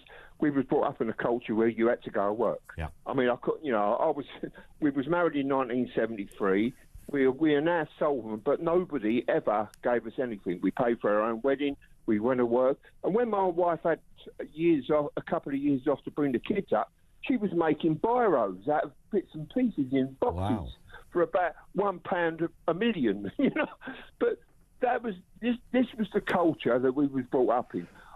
With my dad, I could never have a day off of work. He'd kick me out of bed. I mean, you know, whether it's the culture that's been, you know, presented now, I don't know. But all I know is in the 60s, when I went to work, everybody went to work. I mean, nobody left my school without a job. Nobody. People used to come round punting for your work. You know, people would, but people now, I suppose that tricky word of ambition and bigger ideas has got in the way, hasn't it? So a kid today at 16, you know, when I was at school, I'm sure not, I mean, you're older than me, Robert, but I think the same thing applies for the purposes of this. You know, if somebody in the classroom said, I'm going to become a bricklayer when I left school, everyone would go, wow, that's fantastic. That's a great job. You'll always have work. If somebody said that today, I reckon the class would turn around and look at them and think, what's wrong with him? He wants to be a bricklayer. Who wants to be a bricklayer? Well, I went to a secondary school where they did have bricklaying workshop, they had a plumbing workshop, they had a decorating workshop. So you never, if you wasn't academically bright, you still left with a job. Yeah. There was no, I never knew any of my friends who were out of work. You just didn't think of it. My first week's wages was £4. Yeah. And I was Billy Big Biscuits on Friday night. I bet you were. You know, lurking the streets of Hertfordshire with your wonga. Yeah, I hear it, Robert. It's the way that you're brought up. I think if you're brought up from a household where the dad's on the dole, the mum's on the dole... Then it begets the same problem. It does indeed. That's very true. But I do think that appetites have changed. I do think... You remember, I've told this story a gazillion times, when a guy called us up and he'd suggested to his daughter, who was like a student or in sixth form, she wasn't, I think she was in sixth form, she was looking for a Saturday job, and he saw a sign on a Starbucks or Costa window that said, you know, baristas wanted, you know, weekend casual work. And he told his daughter, and she said, why would I want to do that? That's an immigrant job. And she didn't say it to make a racist point. She said it to make a point that people of her generation don't generally do that. Wow. Now, when I was at school, having a Saturday job was a really good thing. If you had a Saturday job of some description, it was great. I worked in Iceland. What's wrong with that, I hear you ask? Absolutely nothing. Loved it. My mate cleaned vans at a wholesale place. He did that. Finn, who's on our phones, worked down there at Gravity, which is an empire of trampolining, for those who don't know, down at Blue Water. They're not just at Blue Water, are they, Finn? They're all over the place, but worldwide. Are they worldwide, Gravity? I didn't. No, he's just made that up. But they are all over the place, because you have to click the little thing on the line to say which one you want to go to. So, you know, you do these things. But that has changed. So, you know, this guy that called us back in the day was saying, you know, it's a bit like when he suggested his daughter work in Costa, it was like saying she should be a toilet cleaner in her mind. So I think all of that has changed. And nobody would have balked when I was at school. I know it was a very kind of sort of archetypal state school, mostly council house kids. So if you wanted to become a hairdresser or a bricklayer or a mechanic or something like that, it was those kind of jobs, not exclusively, but mostly. There was a couple of differences. There was a guy called Jonathan who was a bright guy. I think he went off to grammar. He was always going to do something in the science world, and I think he went on to do that. There was a few exceptions. One guy became a chef and ended up, travelling the world, but that was many years later. But broadly speaking, ordinary jobs are not quite as attractive as they once were. They're just not on the list in the same kind of way. So there's a problem there as well. 0344 499 1000. We'll go back to it in just a couple of moments. Coming up on 10 to 3, the Voice of Doom is back, by the way. Day 13. 13? 13? 14? 14? 2 weeks? What, a fortnight? Yes, 2 weeks. Will we get a winner today? We might give a stonking big clue in a few moments' time. This is Talk.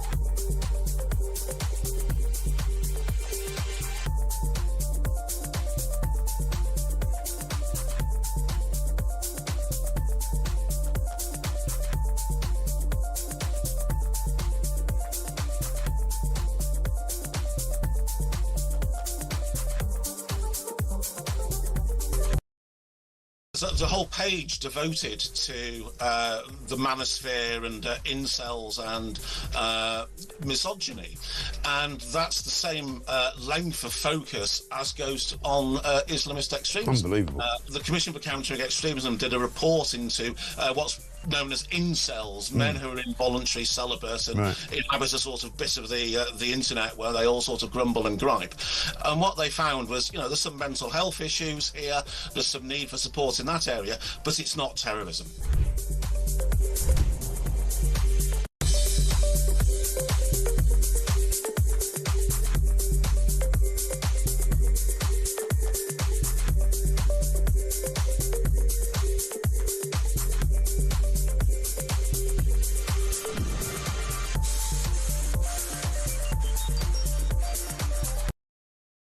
Across the UK.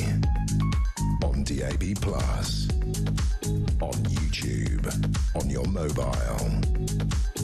And on your side. This is Talk. It is Talk. Welcome back. Just gone 10 to 3. So should we do the voice of doom? I was trying to think of a clue on this. This is day 14 of the mystery voice. For those who don't know, it's always got a political angle to it.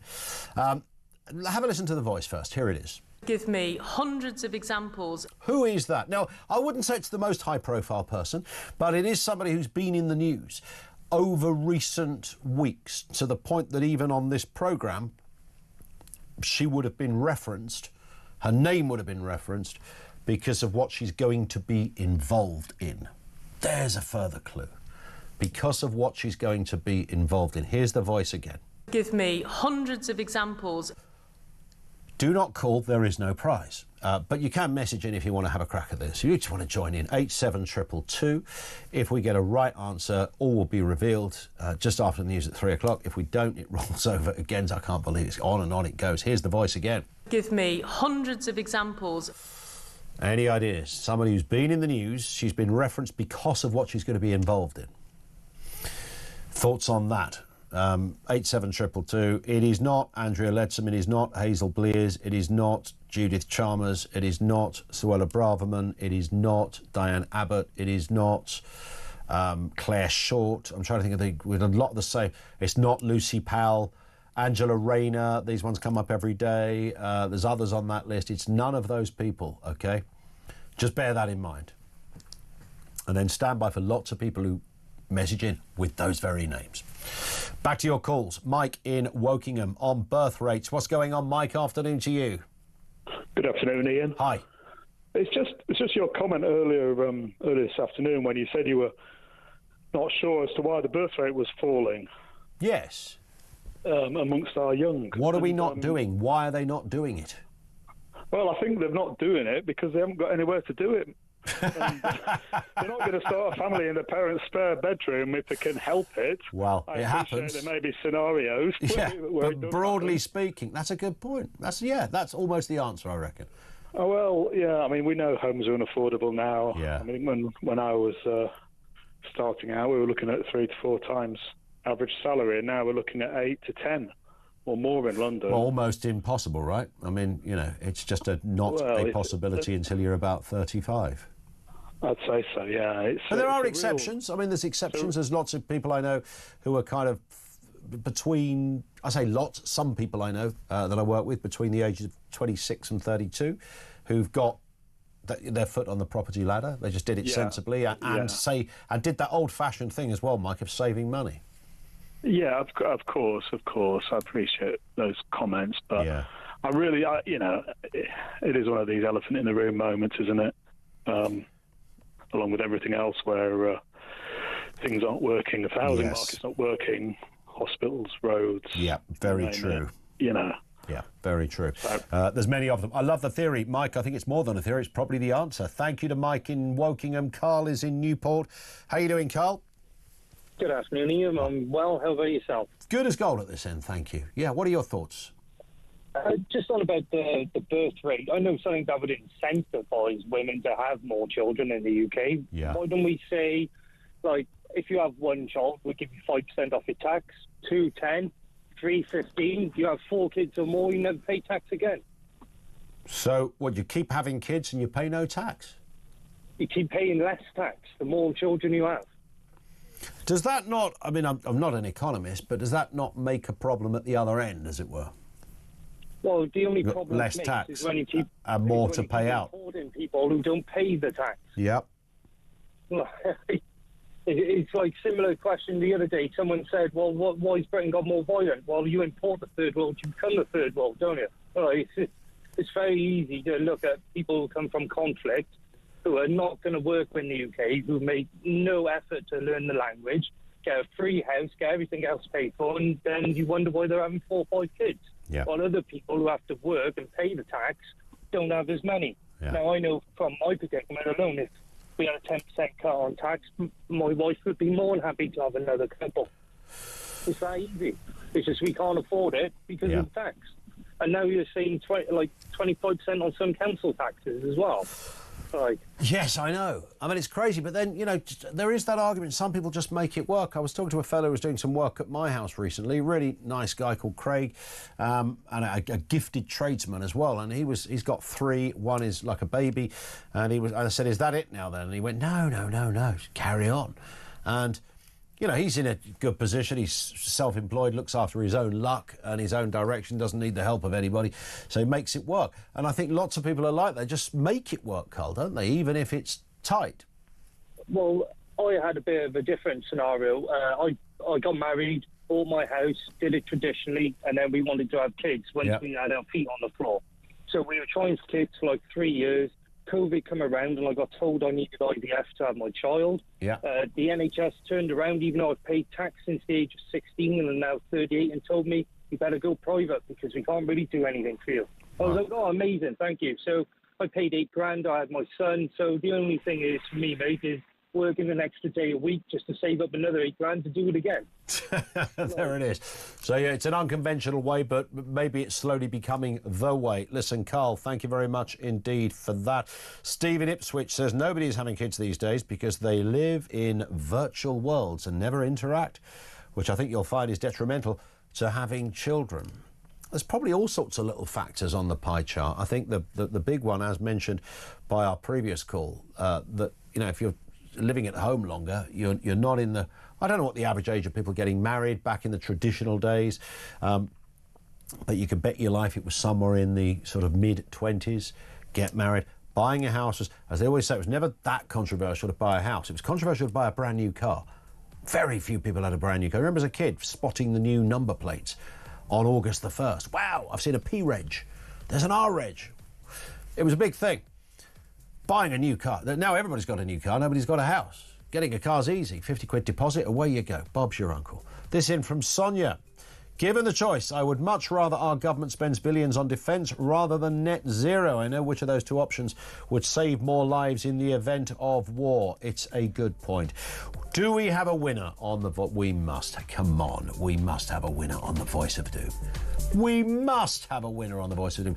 Here's the voice. Give me hundreds of examples. 87222. We will reveal all on the other side of the news at 3 o'clock, which is next.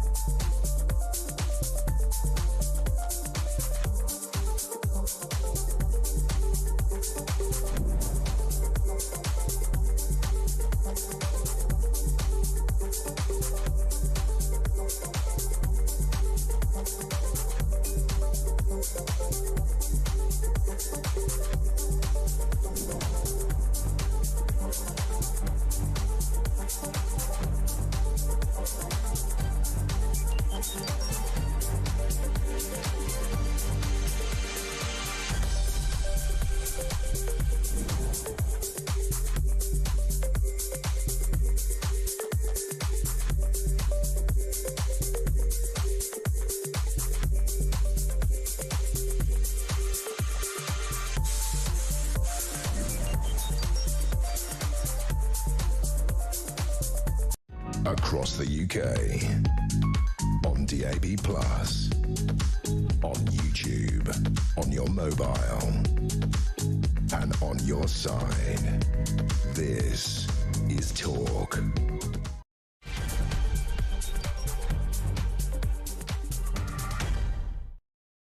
Exciting times, kids. Find out why in just a moment. 3 minutes after 3 o'clock.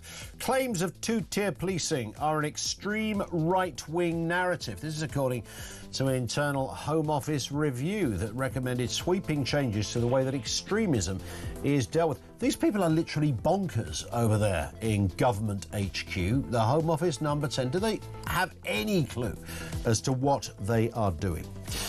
We'll look at that in more detail and your comments. How do you define extremism, by the way? There's a question. Also this afternoon, Donald Trump's border czar says his administration has no apologies as mass deportations for criminal illegal migrants gets underway, and that anyone who doesn't like it should take it up with Congress. Well, it's kind of fair enough, isn't it? We'll talk to Michael Graham, our man in Washington, in just a couple of moments. And prostate cancer is now the most common cancer in England, with cases risen by 25% in the past 5 years, according to NHS data. Interesting story on that coming up in a few moments' time. Everything you need to know and all the breaking news right here on Talk 0344 499 1000. So let's have a look then. The voice of doom. This is the voice we've been playing you for the last 2 weeks. Give me hundreds of examples. We had a lot of answers on this over there, but nobody's got it right, or have they? Lucy Powell, it is not. Comes up every day. Tulip Sadiq, no. Catherine McKinnell, no. Liz Kendall, it is not. Nikki Morgan, it is not. Alison McGovern, no. Priti Patel, no. Jess Phillips, no. But we have got a winner. Well, I say a winner, there's no prize. We got 5 people. In fact, I think my clue was too generous, frankly, but about time too. 5 people got it correct. Paul in Belfast was the first one to identify, although I did spot on my Twitter feed, Richard Palmer also got this bang on as well. The correct answer was Louise Casey. Louise, or back, absolute rounds of applause all round, I think. You know, why not indeed? Baroness Casey, she's of course been the Victims Commissioner. She has headed up lots of those commissions. She looked into standards over the Met in the wake of the Sarah Everard murder. She is also now going to be looking into the localised child grooming gang inquiry as well. Louise Casey was the right answer. I always feel a bit guilty because I know there's a load of people going, who? Louise who? But it's meant to be cryptic, all right? I'm not going to apologise for that, for us thinking about it at this end. It does mean, thank the Lord, there will be another voice of doom, a brand new voice, tomorrow on the programme. 3:05. Let's have a look at this. Donald Trump has swiftly acted on his election pledge for a nationwide immigration crackdown with nearly 1,000 arrests on Sunday alone. He's not messing around. They're sorting this out. The raids, though, have sparked outrage from liberals and celebrities, including Selena Gomez, who posted, then deleted, a tearful video online. I just want to say that I'm so sorry. All my people are getting attacked. The children. I don't understand. I'm so sorry. I wish I could do something, but I can't. I don't know what to do. I'll try everything, I promise. Yeah, you can do something. Get in the bin. It's prompted this response from Trump's border czar. This is Tom Homan. The Hollywood celebrity who posted it has now deleted it, I think because probably she faced a lot of backlash for it, noting even the New York Times and Fox News polls show that a majority of American respondents are in favor of deportations of criminals and gang members.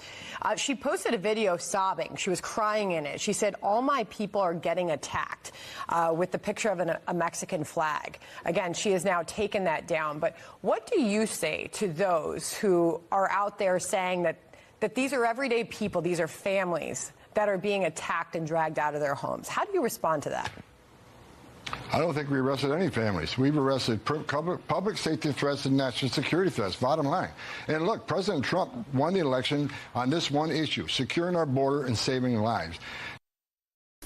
There it is. I think he was being rather kind there, Mr. Homan. Let's speak with Michael Graham, Managing Editor, Inside Sources, US political commentator, Washington, D.C.'s finest over there on Capitol Hill. Michael, good afternoon to you. I hope we've got you at a time when you're not feeling too emotional, having had to re-watch, I don't know, for the 1000th time, the Selena Gomez clip. It's a very emotional, troubling scene to see a A-list celebrity bawling their eyes out. Yeah, particularly because I love the show No Only Murders in the Building. She's absolutely great in the show. There it is. So I'm a big fan. She also has, my wife told me as we were watching this, and I was horrified, a struggle with bipolar. Tom Homan lays out the common sense view, which is, do you really want to cry over people who have literally have been convicted, not suspected, convicted of rape, of murder, we had repeated incidents in Massachusetts at a shelter, 2 different people who molested disabled girls, one of them a minor, one of them an adult. I mean, I'm sorry, nobody in America feels sorry for these people. And also, just to update the polling number, it's not just that people overwhelmingly want to see illegal immigrants who've been convicted of crimes deported. Americans said in the most recent polls that a majority support mass deportations, period. In other words, you're here illegally, you just get deported. And one of the things that's hurting Democrats is the media is so dominated in the U.S. by younger, not too bright people who don't understand the issue, that they're going on TV and writing, "Oh my gosh, there are people being deported who are just here illegally." Yeah. Yep. That's called immigrant. I mean, look, if I go to whatever, Austria, if I go to Chile and my visa runs out, you know what happens?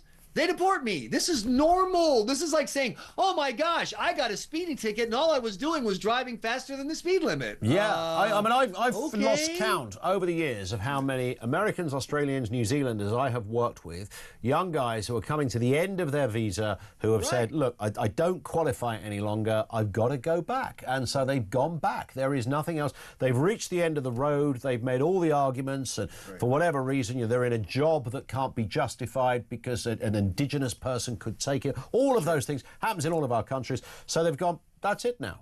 They don't know any of it, just said, "I'm going to stay here." So let me ask you, in Great Britain's ongoing debate about people coming across the channel and the folks in North Africa, et cetera, are you hearing the argument that anti-immigration enforcement people are making here, which is, well, if you deport a man, he's got children who are here in the U.S., and so you're breaking up families, therefore you shouldn't deport them. Is that argument playing out there? 100%. And we hear it. There was a story I was reading at the weekend as well about a guy who carried out the most horrendous set of crimes, but had been able to stay because the human rights thing says you can hang around if you've got a right to... Well, it's enshrined under the category if you've got a right to family life, even if you are a sadistic killer. So this is what I don't understand. If I didn't pay my taxes, which, by the way, I know you're monitoring this AI government, I am paying my taxes, but if I didn't, and I were arrested and put in jail, no one would say, "What about Michael's 4 children? What's going to happen to the 4?" They would say, you committed a crime, you go to jail. Yes. Citizens do not get this consideration. And this is why, yet again, Democrats are losing this fight. There's a running gag in the U.S. I don't want special treatment. Just treat me like an illegal immigrant. Yeah. Because you'll get treatment that you would not get as a citizen. And so Trump, a new poll came out this morning. He has the highest approval rating from Morning Consult, which is a national polling firm, he's ever had, I think, since taking office back in 2017. The American people right now like the things that they're seeing and hearing because the Trump administration very intelligently is taking cameras along as they arrest these people who are, once again, convicted criminals and illegal immigrants. Yeah. And so it can be seen that it's all out there. There's nothing covert. Nobody's getting a kick in the head as they do this. It's all done properly. This was the story, by the way, Michael, which ticks a couple of the boxes that I was looking at the weekend. A foreign rapist who Britain has been unable to deport has won substantial compensation for unlawful detention. This fella from Gambia tricked a drunken woman into going back to his flat in Watford before attacking her in the bathroom. He targeted her. She was thrown out of a nightclub. He followed her, targeted her. He was jailed for 6 years over the attack. He came in 2004 on a 6-month visa. He was arrested for allegedly sexually assaulting another woman. He denied that accusation. They couldn't prove that one. But in the event, because they were going to deport him, he's mounted 6 legal attempts against his deportation, including pleas over his mental health and possibility of facing harm in his home country. That's a classic one, you know. Where's your home country? Well, it's France. No one's going to beat you up in France. Don't worry, mate. But this guy was returned to jail after breaching terms of his tagging licence, and he was held in an immigration removal centre ready to go. And that's where the problem started, because the lawyers jumped in, and there's enough of those guys, the same in the States, who said he should not have been placed in the centre because at the time it was unlikely that the Home Office would be able to return him to Gambia. So as a result, he's received substantial compensation for his inconvenience. I mean, you can't write this stuff. If you put it in the House of Cards or some other show, people would go, that would never happen. Now, I will say that I would feel guilty about deporting someone back to France. I mean, that's kind of mean. I mean, if you escape France, good on you, man. Yes, indeed, yes. If Pierre is able to make it here, we'll look after him. Right. And so across the board for Trump, whether it's illegal immigration or whether it's DEI, diversity, equity, inclusion stuff, Trump is kind of maintaining this, what do normal people think? And what normal people think is when you're going to serve on the front lines of the military and your job is to carry a pack, shoot people, and drag away your wounded friends, it doesn't matter what you look like or if you're equitable. It matters, can you carry the pack, shoot the gun, and carry your friends? Yeah. And declaring yourself transgender, look, whether you were born male or female, can you do it? And that's why he's winning that fight. On the jail side, we found out this week, and once again, President Biden could have done something about this any time in the past 4 years. 15% of the women in women's prison, of the prisoners in women federal prisons in the U.S. federal, are guys who are claiming to be women. 15% guys who are going, yeah. I thought it was like 15. You know what I mean? I thought it was like some fringe, whatever. No. Yeah. 15%. Because they figured it out. Hey, I can go to the women's prison. It's a lot easier on me. I can maybe hook up. And sure enough, they have a problem with pregnancy. How are women getting pregnant in prison? Because the woman in the cell next to them is Phil. That's why. That's exactly. And so this is, so once again, when Trump says this is stupid and what the hell are you thinking? Normal people go, I agree. And every time the New York Times or a U.S. senator or somebody stands up and says, we must stop this, normal people go, I agree Trump's a jerk. I don't like how he talks. Some of the stuff he says is crazy.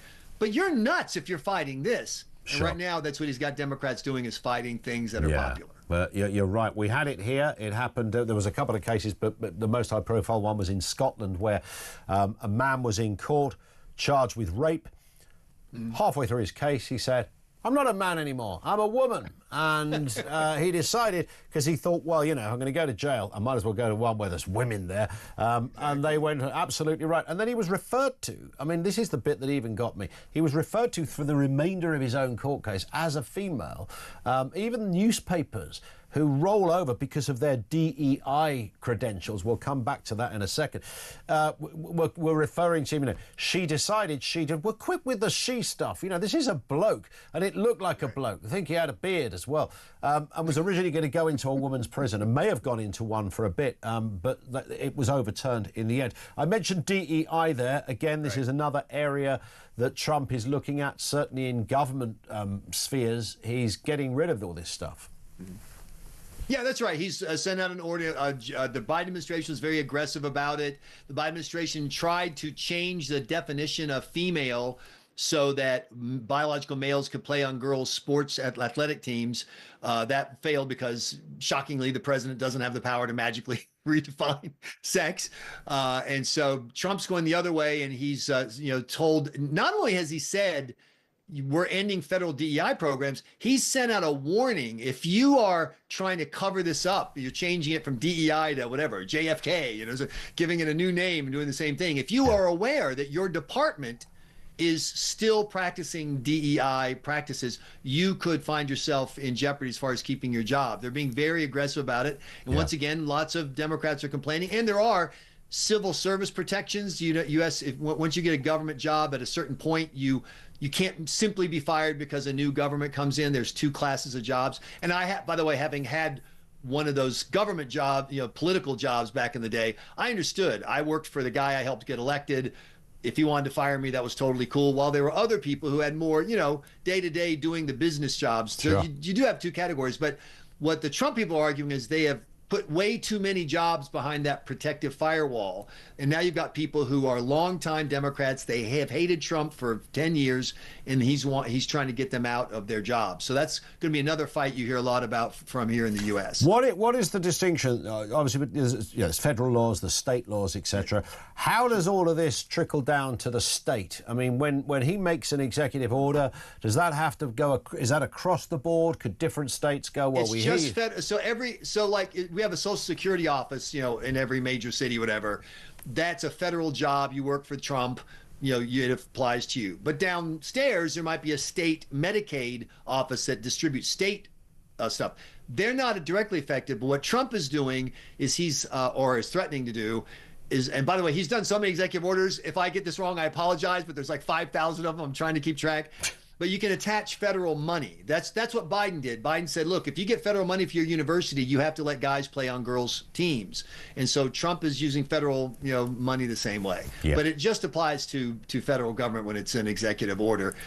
He can't, for example, force the state of California to change its water usage rules that he argues have, and many people agree, have cut the supply of water around the state. But what he can do is say, if you're going to get federal dollars for projects, you have to change your rules, or you just can pay for it yourself. Got it. So there's a way around that, as it were. Well, you can pressure. It's just pressure. Of course. It's good old-fashioned. Look, what is politics? Politics is it's what we do instead of beat each other up. We 100%. use other means to fight these battles. Yeah. Aren't you missing Sleepy Joe a little bit, though? Here we are, a few weeks or a week, 8 days in. Donald Trump has held more press events in 8 days than Joe Biden did in 4 years. Yeah. It's just astonishing. And I've talked to Democrats who even say, I can't believe that guy was president. Yeah. He was so clearly not up to separate from if you think he's good or bad, he just was not up to the job. And you're going to see this also in 2026. The U.S. Senate, as you know, Republicans just took it. Democrats really want to take it back. But they have a couple of problems, one of which is they have some really old candidates running for re-election. And age is now an issue in American politics in a way it's never been in my life, because people saw Biden and they're like, look, I liked Joe. I didn't know he couldn't do the job. I was lied to. In Michigan, a key swing state where they had an incumbent that Democrats were hoping they could hold on to, he just announced he's retiring. He's not going to run again. That's now an open fight. It makes it more likely Republicans will win in a swing state. So Democrats already had an uphill fight to try to take the U.S. Senate back. It's looking even tougher. And the age issue is, despite the fact that Trump is 70, whatever, I forget now, 77, 76, despite his age, he's just so youthful, it doesn't matter. Whereas, you look at Nancy Pelosi on the Democrat side or Mitch McConnell on the Republican side, you're like, holy moly, when did they open the mausoleum up and let these people climb out? So that's going to be a problem for Democrats in the U.S. in 2026. They've got to down the demographic there somewhere. See, if this had been a couple of weeks ago, I could have done my Jimmy Carter standing gag. But, exactly. That would just sound a bit off colour now, wouldn't it? Bearing in mind he's left us. But there we are. Listen, great to have you with us, Michael, as ever. Michael Graham, he is the managing editor of Inside Sources, US political commentator, our man on Capitol Hill. Thank you to him. Over to you for more comment as well. 0344 499 1000. 1000 is where you will find us. We're also going to be talking as well about prostate cancer, as a story that's in the news. Anthony Dorr, who's a cancer survivor. There's an interesting story of how that all unravelled for him and the journey he's been on. Stand by for that too. Everything you need to know and all the breaking news right here on Talk.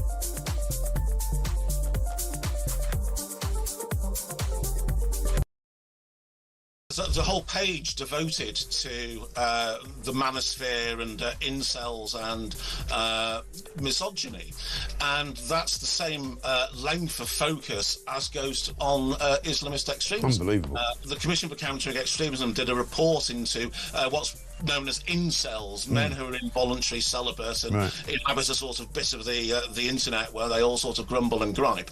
And what they found was, you know, there's some mental health issues here, there's some need for support in that area, but it's not terrorism.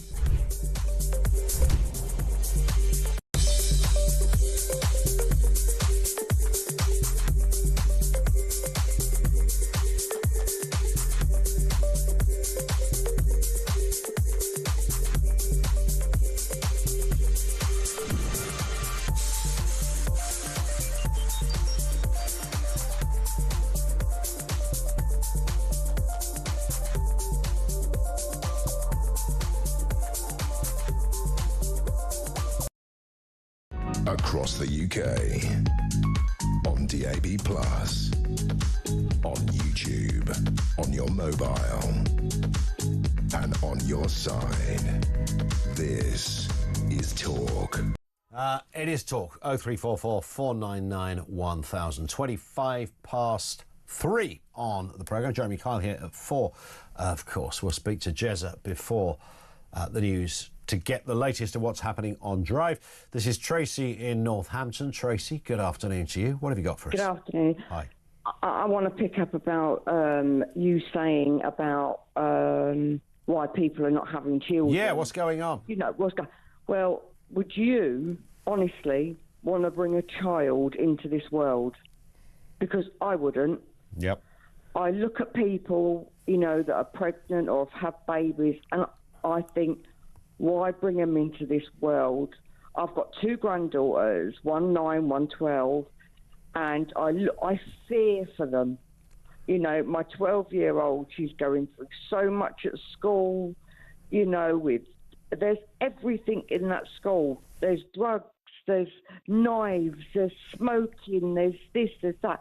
You know, I would never, if I had my time again, I can honestly say I wouldn't want to bring children into this world because it's going to destroy. I worry so badly. So why should people bring children into this world? Why is it? I always say, go on, Tracy. Carry on. I always say to people, you know, like friends of my daughters and stuff like that, if they, because she's got one best friend who hasn't had children and she's 34, and I'll say to her, that's the best thing you ever done. Yeah. Why was it? What's happened?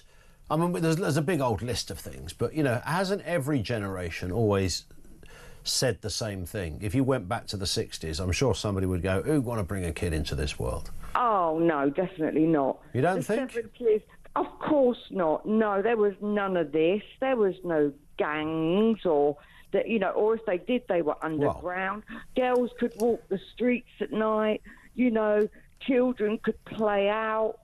I remember playing out, you know, and not have a care in the world. Yeah. You know, as a child in the streets, and you see all the children in the street playing, you know, and stuff like that.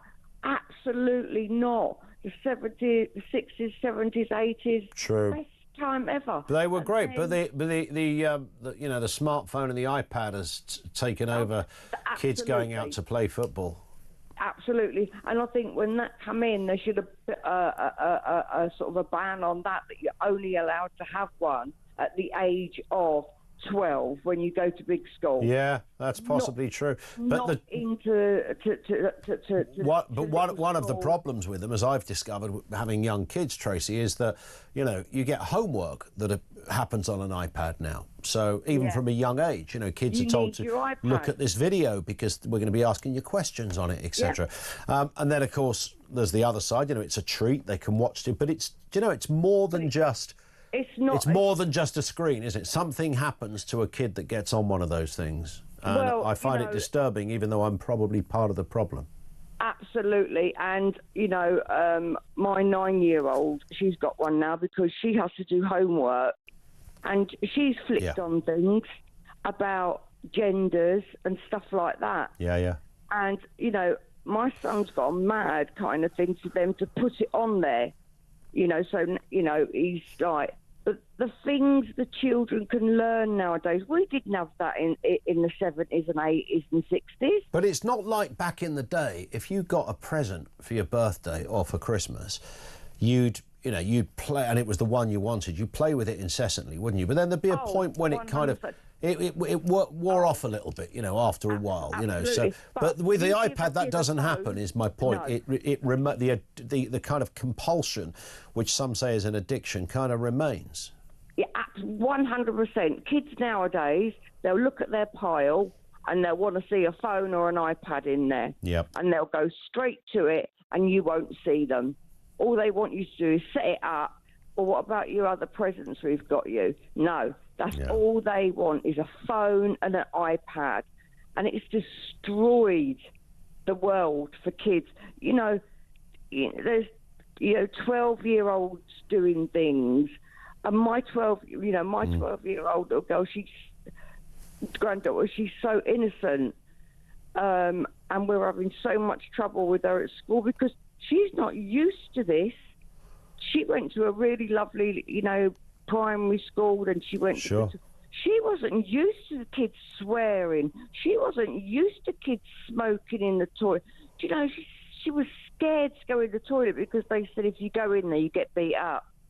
How old is she? She's 12. Wow. She's 12 years old, and she is petrified to go to school, so we've had to pull her out.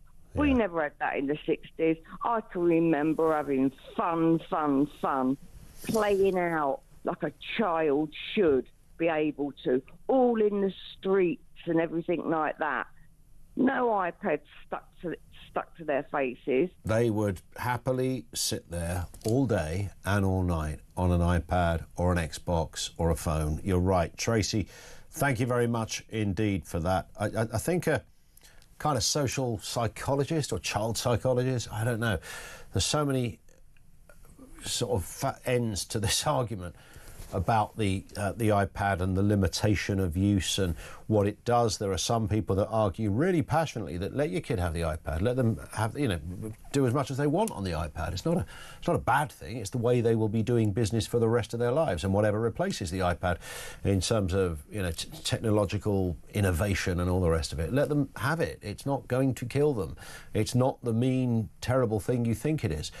But it does do something that is very different. I don't think getting a kid off playing, I don't know, Hungry Hippo or something like that has the same. I mean, when my eldest is playing Fortnite with his friends, and they are all playing Fortnite, and he can play it at certain times of the week, I mean, he would sit there all night and play it. Now, I know that is the story that every parent who's got a kid who plays Fortnite will tell the same story. It's the game that never ends. There's no ending to it. That's the sort of genius. And it's free, by the way. Well, it is free, but there's a shed load of stuff as you play where you can buy your skins and other things and, pimp it up a bit. But broadly, so it gets them in. You haven't lived until you've heard a 10-year-old talking to his mates, because they're all communicating with each other.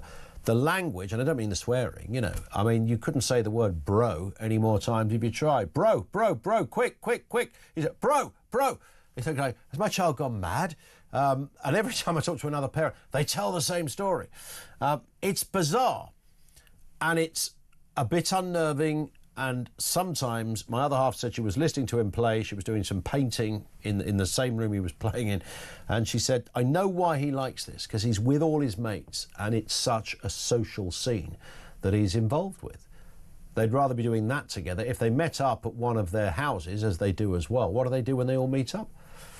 They play Fortnite, but in the same room. They do that kind of thing. And there are other things. Of course, he plays football, he plays rugby, so he's got other stuff going on. But it is a tricky world, and there's a really kind of odd, uncharted balance, and nobody can quite tell you where that balance is. 0344 499 1000. This is Talk.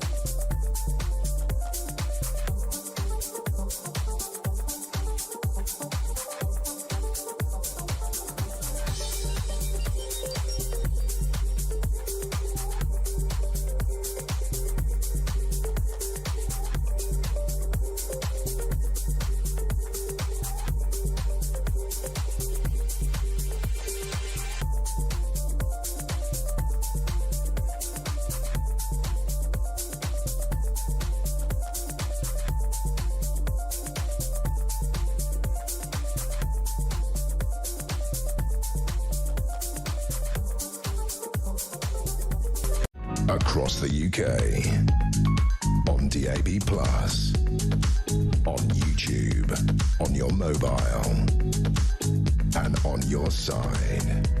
This is Talk. It is Talk, 25 to 4 on the programme. Let's have a look at this story then, which I mentioned a few moments ago. Prostate cancer is now the most common cancer In England, cases rising by 25% in the past 5 years. I was genuinely shocked to read that. 55,000 men were diagnosed in 2023. That's up from 44,000 in 2019. There has been a more increased awareness. I'm thinking of people like Stephen Fry and Bill Turnbull. Chris Hoy sharing their diagnosis has led to calls for a national screening programme and updated testing guidelines. Let's speak with Anthony Dorr, who's a survivor of prostate cancer. Afternoon to you, Anthony. Afternoon, Ian. Good to have you with us. So just explain then, give us the story. Obviously, I know a bit about this, but I'll let you tell it in your own words as to the lead up to realising that you had prostate cancer. What happened? I was listening to you back in early March 2022 while I was working from home, and you had a guest on who said he had no symptoms until it was too late. Yeah. And then he encouraged men out there who are over 50 to contact a GP to get a PSA blood test, simple test. Said at the end of the day, it could save your life. It was too late for me, might not be for you. But I thought, oh, I'm over 50, I'll do that. The next day I thought, no, I feel absolutely fine, don't worry about it. Yeah. And I thought, no, That's said what he he had said. no symptoms. Yes. Yeah, he had no symptoms. So I said, okay, contact my GP. That led to them give me a blood form when I had a blood test. That then led 2 days later to say the doctor would like to see you. And I thought, oh, we shouldn't even ask to see you, there's something up. But he said your PSA was slightly raised, only 4.3. And I had an examination, and they said they send you for MRI because they see a slight abnormality on the prostate. Obviously, the consultant rang me a couple of weeks later, arranged the MRI, and then the week after the MRI, I had a letter saying, can you come in, we'd like to do a biopsy. So when the CNS spoke to me, they said, well, they looked at the MRI and they score it from 1 to 5, 1 being very unlikely, 2 being likely, 3 they're not sure, 4 likely, and 5 very unlikely, and you're a 4, she said, so we recommend a biopsy, which is done. They said, well, about 2 weeks before the results, can I phone you if it's bad news? Yeah, fine, no problem. This was the Thursday. The following Wednesday, the 27th of April, I had a phone call at 10 o'clock in the morning to say the results of your biopsy are back. And I thought, that's bad news because it's not 2 weeks, it's like 5 working days, just under a week. And they phoned at 2 o'clock and he said, oh, we took 5 from the right and we haven't found anything. I thought automatically then they haven't found anything. He said, no. We took 6 from the left and it's in the left. He said, we scored you what they call a Gleason grade 6, which is prognosis 1. So it's the lowest grade. So I was low grade, basically. And then the options were removal or radiotherapy. And there's pros and cons for both. Basically, if you have radiotherapy and if the cancer does come back, then you can't have removal. If you do it the other way around, you can have if you have removal, you can have it done again. Basically, you could have the radiotherapy, but you get a third option, which is called HIFU. But he didn't say, we don't do that here. We'll put you in touch with somebody. That's the route I went for because there's least side effects for it. Okay. There's only like 2 very small side effects. And I went to Southampton for that. And it's literally done in a day. Wow. Literally, I was called at 10 to 6 by this theatre assistant. Next thing I know, it was 7:15, and I was going home just before 10 o'clock. Done. Done and sorted. Yeah.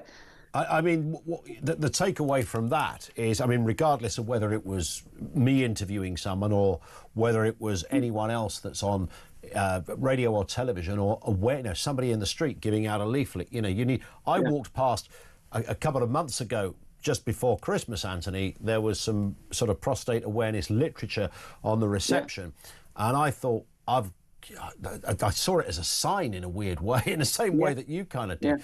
I went and had a blood test, and then the doctor did that horrible examination thing, which us blokes sometimes have to go through. So all of that, and everything was fine. But it's only when you have the reminder and you realise that nearly everybody, whether it's prostate or any other cancer, tells the same story. I felt fine, so I didn't need to worry. But of course, bowel cancer, there's another one that people don't know anything about until they've got it, almost, because there's no real screening program there. And similarly with this. Yeah, that's right. I said there's an online risk checker with Prostate Cancer UK. I didn't know nothing about that until actually going on there after being diagnosed, going on there looking for information on there, if you like, what the treatments were like, HIFU and so on. Yeah. And getting it back, I spoke to one of the nurses specialist nurses on it as well. But it's not the easiest thing when you're told you've got cancer. Sure. But it's a fairly stressful journey. Thankfully, I had good support of my wife, Caroline. She's absolutely amazing. And she's probably watching us right now on the ward where she works in the hospital. Oh, she works in a hospital. There you go. So yeah. But it was.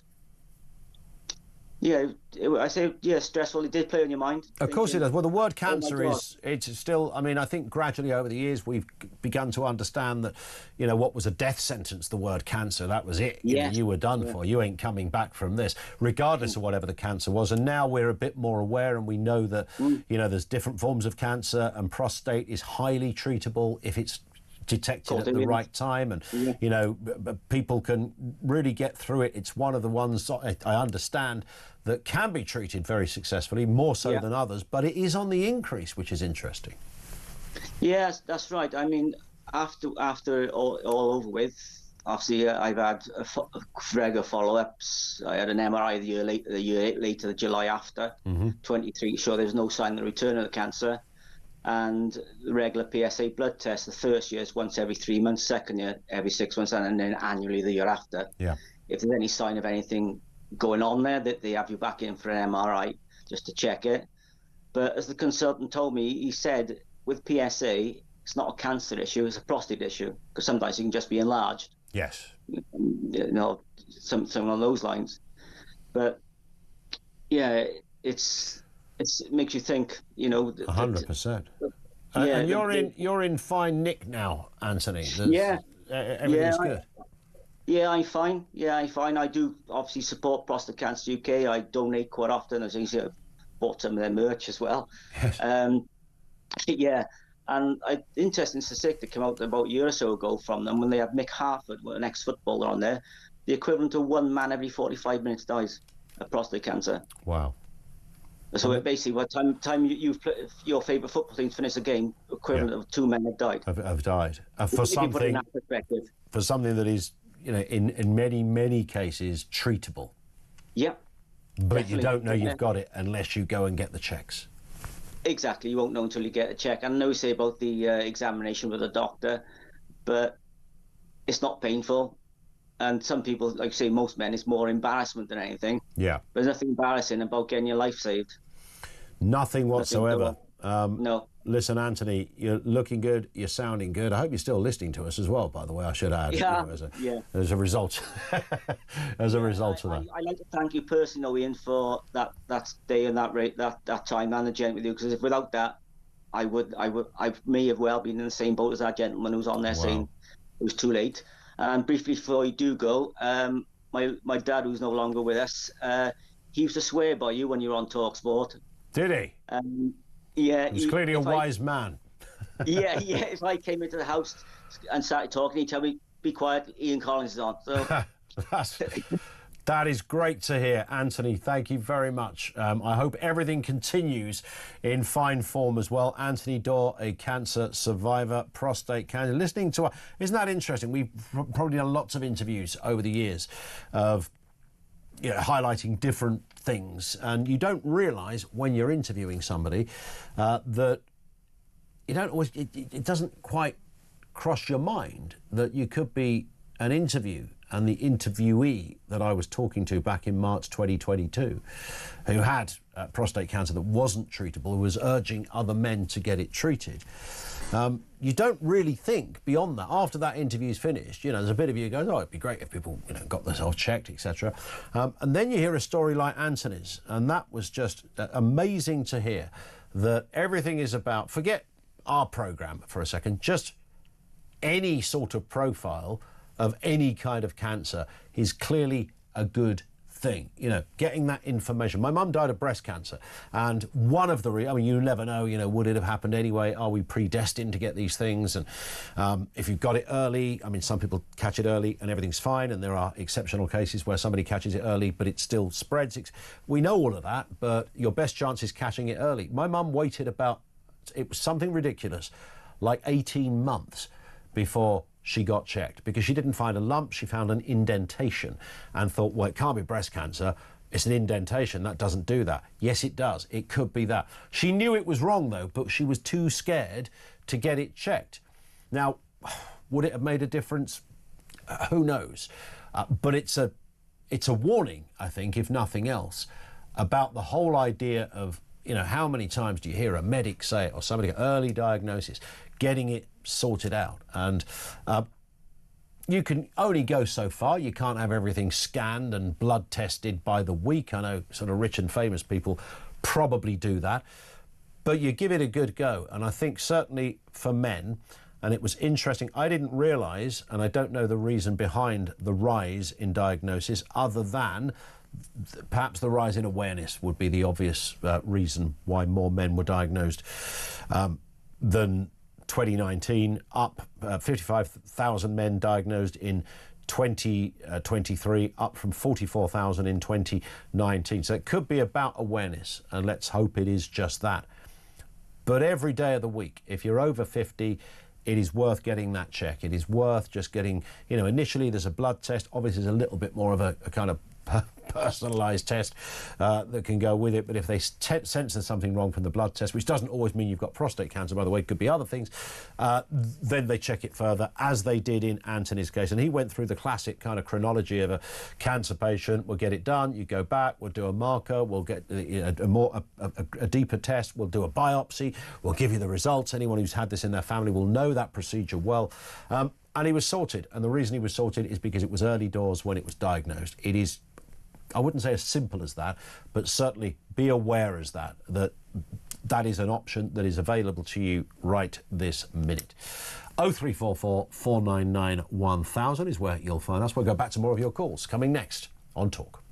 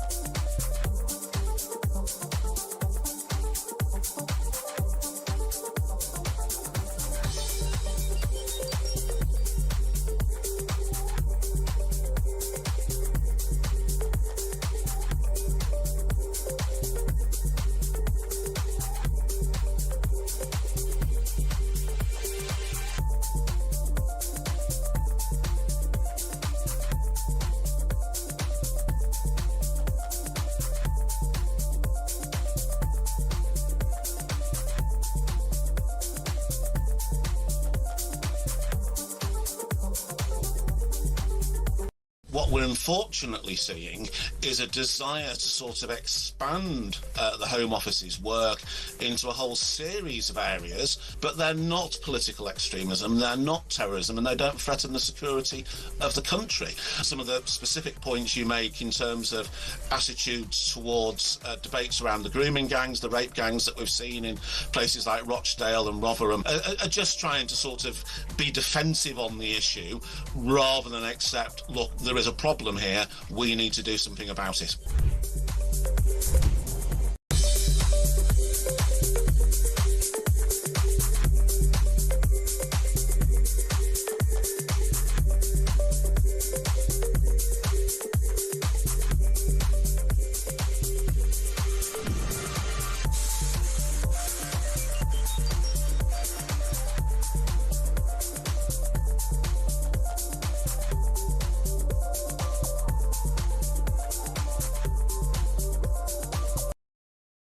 Across the UK, on DAB+, on YouTube, on your mobile, and on your side. This is Talk. Trevor makes a not unreasonable point. Totally agree about prostate cancer. The main problem is even getting an appointment. And there is that, isn't there? Because you're not getting an appointment. Have you got any symptoms? No. I mean, you can, and you can luck in, and you could end up going to your doctors just to have your blood pressure done. But it's got to be the right day of the week and the right time on their calendar for them to just suddenly find that opening. It's not easy. Is the populist vote now seen as far right as the centre has moved to the left, says this one? Could be right. Dave says Elon Musk wants 1 million people on Mars. I know which one I would send. That would help the population figures. Good, cool. Darren is down in London. We were talking about kids and phones and screens, Darren. What are your thoughts? Hi. My thoughts are that I've got a daughter who was the most beautiful daughter at primary school. As soon as she's gone to secondary school, things have changed. Yeah, that's the big... mine's going in September, so I keep hearing this conversation.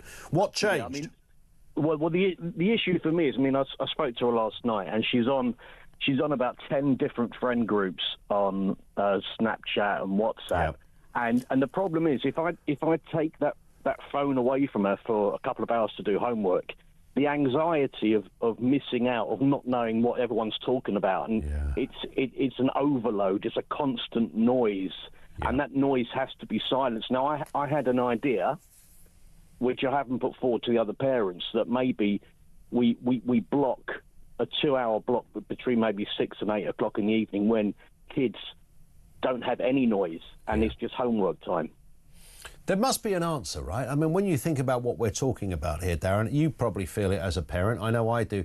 You feel a bit silly sometimes. You think, is there nothing I can do about this? Well, absolutely. And the problem is, obviously, we're on our phones as well, and we do use the phones as a babysitter from time to time as well. Yeah, we've all been there too. You know, so it's a balance, but it's gone way too far, and I can see my child is anxious. What's going on? What are they talking about? Why can't I get my phone back? Why can't I get my phone back? Etc., etc.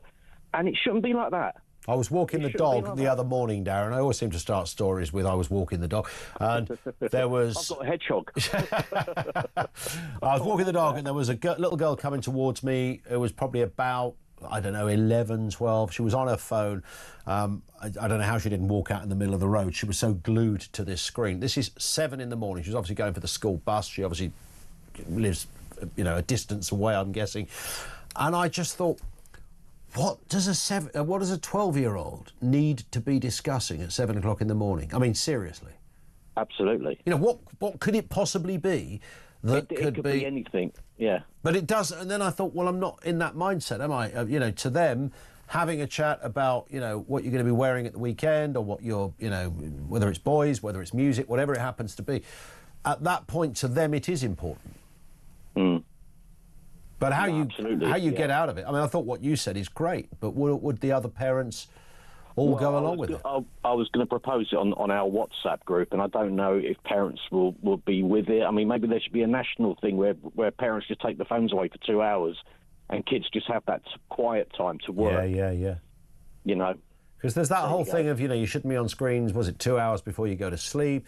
That's another thing we've had. I mean, I reckon I can speak for you on this as well, Darren. I can't tell you how many arguments the arguments can be horrendous, right? Absolutely. Absolutely horrible. It's as if you were arguing that someone's going to be sent off to, a labour camp somewhere in Russia. To the Gulag, yeah. Yeah. And all you're saying is don't use your phone for half an hour while you have your dinner. It's that. Yeah. And you be with your family, you know, we are your family. You can sit down and enjoy. Like the times you used to be able to sit down and watch a TV program with your kid. That doesn't happen anymore. Yeah. That was family time. That's gone out the window. 100%. I actually, oddly, I've just remembered this. At the weekend, I broke my eldest boy's iPad. I dropped it as I was coming down the stairs. And it was one of those 1,000,000-to-1 things where it's literally broken. It's not, you can't even turn it on. And I can't tell you, even though I was the one that bought the thing, I can't tell you, there was a bit of me that was really happy about it. I thought, wow, because now there's a reason.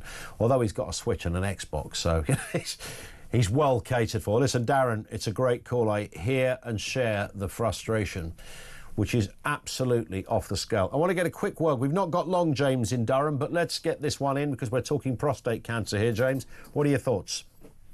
I just wanted to share some of my experience. I was diagnosed with prostate cancer back in May of last year. Yep. The NHS were fantastic initially. I got my test result back within 4 days, was rung up, told that I needed to be investigated, and I had a biopsy by June and was diagnosed with prostate cancer, which needed serious treatment. Yeah. And that's really where my story began. So I can only praise the NHS up to that point. How are you doing, Bible? Just aware of time, James, and in a sensitive call, that's always tricky from this end. But how are you doing, James? Yeah, I'm great. I've actually been treated, but I had to go privately because the NHS waiting list where I live doubled twice while I was on it. Wow. But you're on the right path to recovery. Absolutely on the right path. But I just wanted to alert listeners to the fact that the way that the NHS actually treats prostate cancer really needs some serious looking at because it varies in different regions. And that's always the problem, isn't it? Region to region is the issue. James, I have to cut in, but I think you got your point brilliantly across there, and rightly so. Don't take it for granted that your NHS will be as efficient as the one down the road. You've been on the journey, the cancer journey. I have, and he makes a really good point. And everybody, men are crap. Yeah. They are seriously at dealing with something like that, checking themselves, considering all that. 12 years ago. And he'll know, anybody that's had that said to them, it's horrible, but you have to... It was talked for years about, breast cancer in women. Men have to. The prostate cancer, 1 in 8, as you quite rightly said.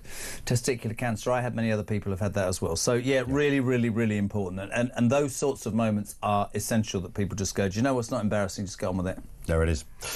What's happening after 4? Well, I mean, obviously, if you talk about two-tier policing, you're an extreme